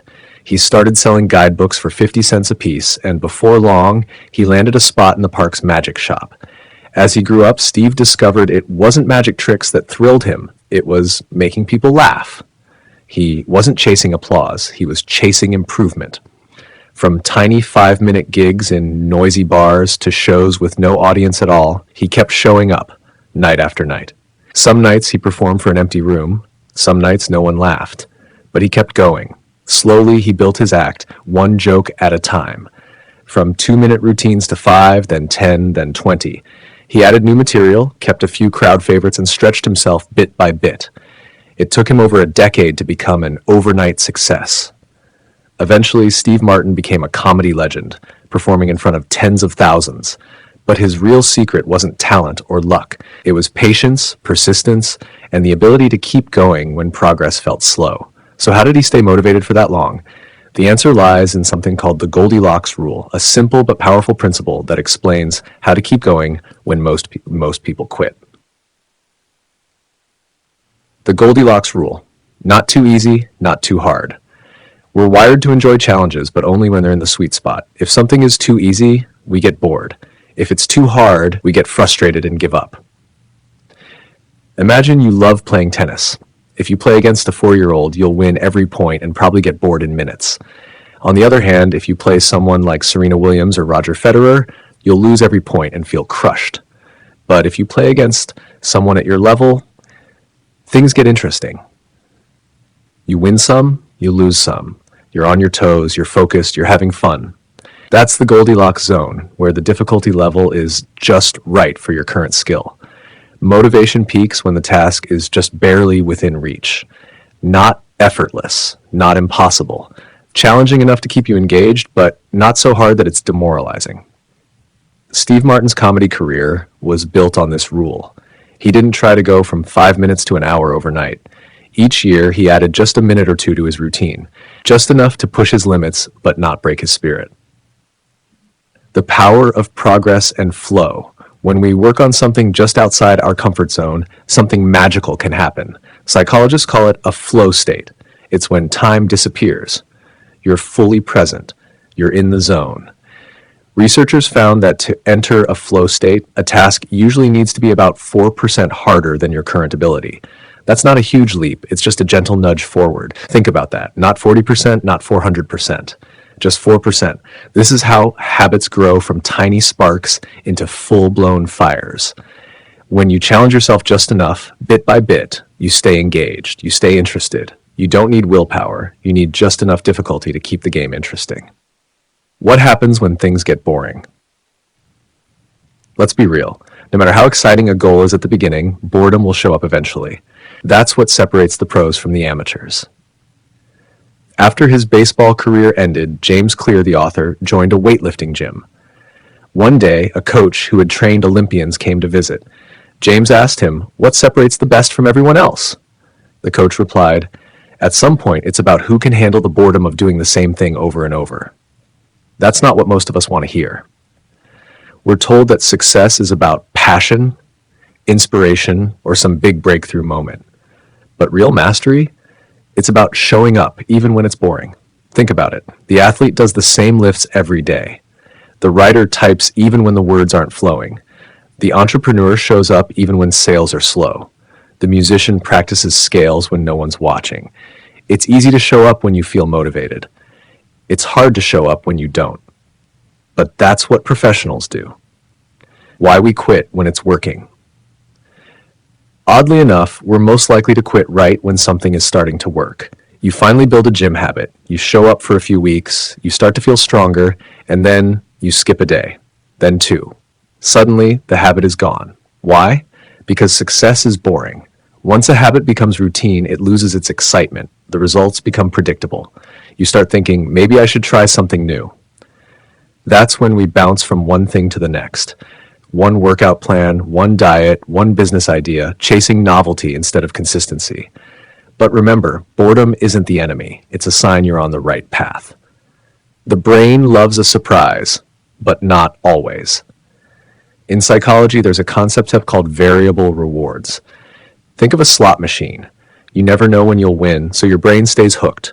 That unpredictability fires up dopamine and makes you want to keep playing. We see this in everyday life. Social media likes, variable reward. Video game power-ups, variable reward. Checking email, variable reward. These unpredictable rewards keep us engaged, but they also make us restless. We crave that dopamine spike. Now, not every habit should have variable rewards. If Google only gave good results half the time, you'd stop using it. If Uber only picked you up on Tuesdays, you'd find another ride. But for habits you already enjoy, like working out, playing music, writing, adding a little variety can keep them fresh. Change the workout, switch the instrument, try a new prompt. Keep the core habit, but play with the edges. Fall in love with boredom. Here's the truth. No matter what your goal is, losing weight, building a business, becoming a better parent, there will be days you don't feel like it. Days you want to sleep in. Days you want to skip practice. Days you want to quit. That's normal. But if you only work when you feel like it, you'll never get very far. Consistency beats intensity. Professionals stick to the schedule. They don't wait for inspiration. They show up, even on tired days, even on bad days. David Kane, a meditation teacher, tells his students, "Don't be a fair weather meditator." That advice applies to everything in life. Don't be a fair weather anything. If your goal matters, you show up no matter what the weather is like, internally or externally. The difference between amateurs and professionals. Let's break it down. Amateurs, professionals, master repetition. Wait for motivation. Work with or without it. Let life get in the way. Stick to the schedule. Quit when it gets boring. Push through the plateau. Chase novelty. Master repetition. Amateurs let circumstances control them. Professionals let values guide them. Being a professional doesn't mean you're perfect. It just means you keep going, especially when it's hard. There have been many workouts I didn't feel like doing, but I've never regretted doing them. There have been days I didn't want to write, but I've never regretted hitting publish. There have been times I wanted to take the easy way out, but I've never regretted choosing discipline over convenience. The secret? Do it again. If you want to be world-class at anything, whether it's sales, sports, coding, cooking, or content creation, you have to be endlessly fascinated with the process. You have to fall in love with repetition, with showing up, with doing the reps when no one is clapping. You have to fall in love with boredom, because that's where greatness is built, not in the moments of hype, but in the quiet hours of steady effort. Chapter summary. The Goldilocks Rule. The Goldilocks Rule says we stay most motivated when tasks are just hard enough to challenge us, but not so hard that they're overwhelming. This balance creates flow, a state of peak focus and enjoyment. The biggest enemy of success? Not failure.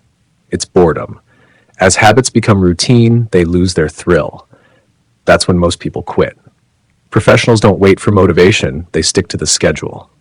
Fall in love with the process, not just the outcome. If you want lasting success, you have to learn to show up even when it's hard or boring. Remember, consistency wins.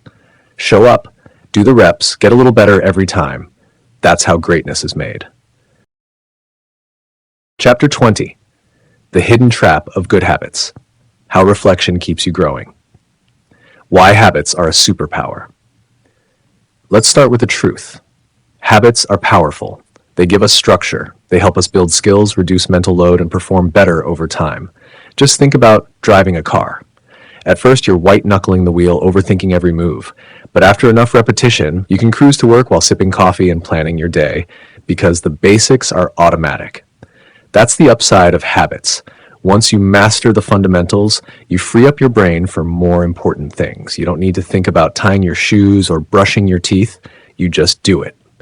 In any field, from chess to surgery to sports, the road to mastery begins with automation. But there's a catch. The downside of mastery. When good enough gets in the way. The very thing that makes habits great, how automatic they become, can also be their greatest weakness. Over time, when something becomes second nature, we stop paying attention. We stop noticing the little mistakes. We stop asking, can I do this better? Imagine a barista who's been making cappuccinos for 10 years. In year 1, they practiced perfect foam. By year 10, they're just pumping out drinks. The passion is gone. The attention to detail slips. They're still doing it, just not improving. This happens in all areas of life. At the gym, in relationships, in careers. We start off intentional, then we coast. The scary part? You might not even realize it, because experience feels like progress, even when it's not. In fact, studies show that after mastering a skill, performance tends to plateau or even decline slightly over time, unless you're actively working to improve it. When good enough is actually enough now, let's be real. Not every habit needs to be world class. You don't need to optimize how you brush your teeth. You don't need a spreadsheet to track how you make your morning coffee. Some habits are meant to run quietly in the background of your life, and that's okay. The key is knowing the difference between the routines that maintain your baseline and the ones that push your potential. If you're chasing greatness, if you're trying to level up, you can't afford to go on autopilot. You need more than just habits. You need deliberate practice. The formula for mastery. Let's keep it simple. Habits plus deliberate practice equals mastery. This means, yes, build the habit, but then keep refining it. Take basketball players. They need to dribble without thinking, but if they stop there, they'll never learn to shoot with their weak hand or read complex defenses.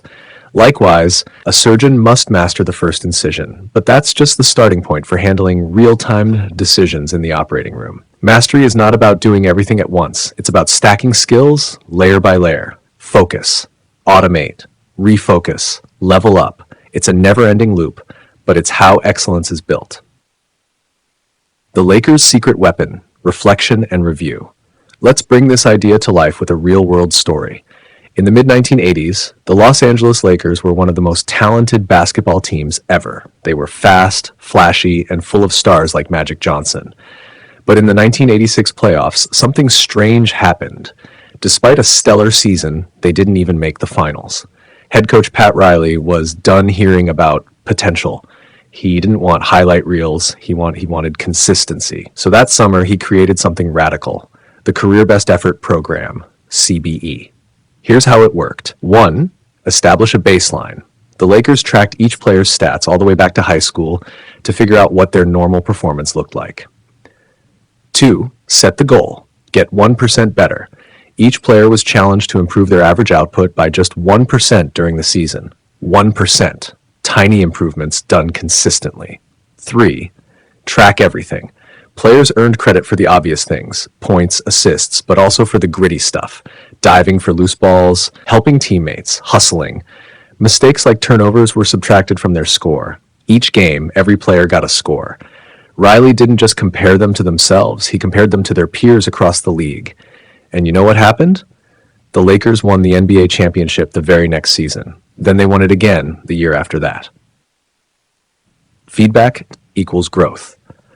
What made CBE powerful wasn't the data. It was the feedback loop. The Lakers weren't guessing whether they were getting better. They knew. Without feedback, we fall into one of two traps. We lie to ourselves and pretend everything's fine. Or we blindly repeat what we've always done. Neither leads to greatness. Reflection and review, checking in on what's working and what's not, is what keeps growth alive. And you don't have to be a pro athlete to use this. How top performers review their habits. Here are a few simple ways high achievers stay on track. 1. Take notes. Eliud Kipchoge, marathon champion. After every training session, Kipchoge writes notes about how the run went, what felt off, and what could be improved. 2. Rate your day. Katie Ledecky, Olympic swimmer. Ledecky tracks her sleep, food, and training every single day. Her coach then reviews it weekly and offers feedback. 3. Test and tweak. Chris Rock, comedian. When Rock works on new material, he hits small clubs, brings a notepad, and adjusts his set based on crowd reactions. Number 4. Decision journals. Investors and executives. Many leaders write down the decisions they make, why they made them, and what they expect. Months later, they revisit those choices to see what they got right or wrong. You don't need fancy tools. You just need to ask better questions. 2 simple tools for self-reflection. Let me share the 2 practices I use in my own life. 1. Annual review every December. I ask myself, what went well this year? What didn't go so well? What did I learn? Then I track key habits like articles published, workouts completed, places visited. This gives me a clear picture of where I've been and where I want to go. 2. Integrity report every June. This one is more about values and identity. I ask, what are my core values? Am I living in alignment with them? How can I raise my standards moving forward? It's a reset button. It reminds me who I want to be and whether my habits are helping me become that person. Combined, these 2 reports take just a few hours a year, but they've been game changers for my growth. Don't let your habits define you. Let's take this deeper. When we repeat a habit enough, it becomes part of our identity. I'm a writer. I'm a runner. I'm a founder. I'm a soldier. That can be empowering, but it can also become a prison. Why? Because when you're overly attached to an identity, you resist change. You defend your weaknesses. You cling to the past. You stop growing. Think about the teacher who refuses to use new technology, or the band that never evolves after their first hit album, or the CEO who can't let go after selling the company. The world is always changing, and if your identity is too rigid, you get left behind. Keep your identity flexible. The solution? Don't tie yourself too tightly to one label. Instead, build identities that are flexible and resilient. Here's what that looks like. I'm an athlete. I'm someone who thrives on challenge and discipline. I'm a soldier. I'm someone who values teamwork, honor, and grit.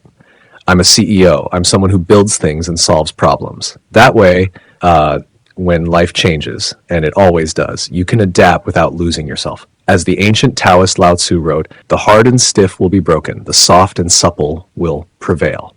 Growth comes from flexibility. Final thoughts. Make reflection a habit. Habits are how we start. Deliberate practice is how we grow, but reflection is what keeps us from getting stuck. Without it, we drift. With it, we evolve. You don't have to review your life every day, but carve out time. Look in the mirror, not from an inch away where you only see flaws, and not from a mile where you see nothing at all. Check your progress, challenge your routines, and most importantly, stay aligned with the person you want to become. Summary. Habits make life easier by automating behavior, but they can lead to mindless repetition if unchecked. Mastery happens when habits meet deliberate practice, continuous, focused improvement. Reflection and review help identify what's working, what's not, and where to grow next. Top performers across fields, from athletes to comedians to investors, use reflection as a feedback loop for growth. Avoid tying your entire identity to one role or belief. Stay flexible and adaptable. Review your life regularly to ensure your habits are serving the person you want to become. Remember, habits build the foundation. Reflection keeps you on track. Deliberate practice takes you to the top. One coin at a time. Let's start with a simple question. Can one coin make someone rich? Sounds silly, right? Obviously not. But what if you gave someone another coin and then another and kept going? Eventually they'd have a fortune. So at some point you'd have to admit just one coin did matter. That's exactly how tiny habits work. One small change might not seem like much on its own, but Stack them up one after another, day after day, and suddenly everything looks different. That's the real secret behind lasting change. Not one huge leap, but a quiet, steady march forward. The hidden power of small wins. When you first start a new habit, like reading 1 page a day, walking for 5 minutes, or journaling every night, it might feel pointless. It's so small, you might think, what's the point? But the truth is, these small wins are seeds. They don't grow overnight, but give them time and they blossom. Imagine adding 1 grain of sand to a scale every day. At first, nothing changes, but eventually that scale starts tipping in your favor. That's what happens when you commit to small, consistent improvements. 1 habit becomes 2, 2 become 10, and before you know it, you've built a system that works for you, not against you. Now, real success is a process, not a goal. Think about the most successful people you know. Olympic athletes, top performers, business leaders. What do they all have in common? It's not luck. It's not talent alone. It's consistency. They didn't wake up one day with everything figured out. They showed up. They put in the reps. They got 1% better over and over again. That's how real success is built, not by chasing a finish line, but by committing to the process. Your system is the solution. Remember what we said at the beginning of this journey? If you're struggling to change your habits, the problem isn't you. The problem is your system. That truth still stands. Bad habits don't stick around because you're weak or lazy. They stick around because the system supports them. The good news? You can build a better system. That's where the 4 laws of behavior change come in. 1, make it obvious. If you keep forgetting to do something, design your environment to remind you. 2, make it attractive. If a habit feels like a chore, find a way to make it fun or rewarding. 3, make it easy. If something feels too hard, simplify it. Make the first step so small you can't say no. 4, make it satisfying. If a habit feels good, you'll want to repeat it, so celebrate those wins. These laws are like tools. Whenever you hit a wall, go back to them. Tweak your system, experiment, adjust. This isn't a one-time fix. It's a lifelong game of improvement. Don't stop. That's the secret. Want to know the real difference between people who succeed and those who don't? It's not that they never mess up. It's that they keep going. You can build a strong body if you don't stop training. You can build wealth if you don't stop saving. You can grow your mind if you don't stop learning. You can build deep relationships if you don't stop showing up and caring.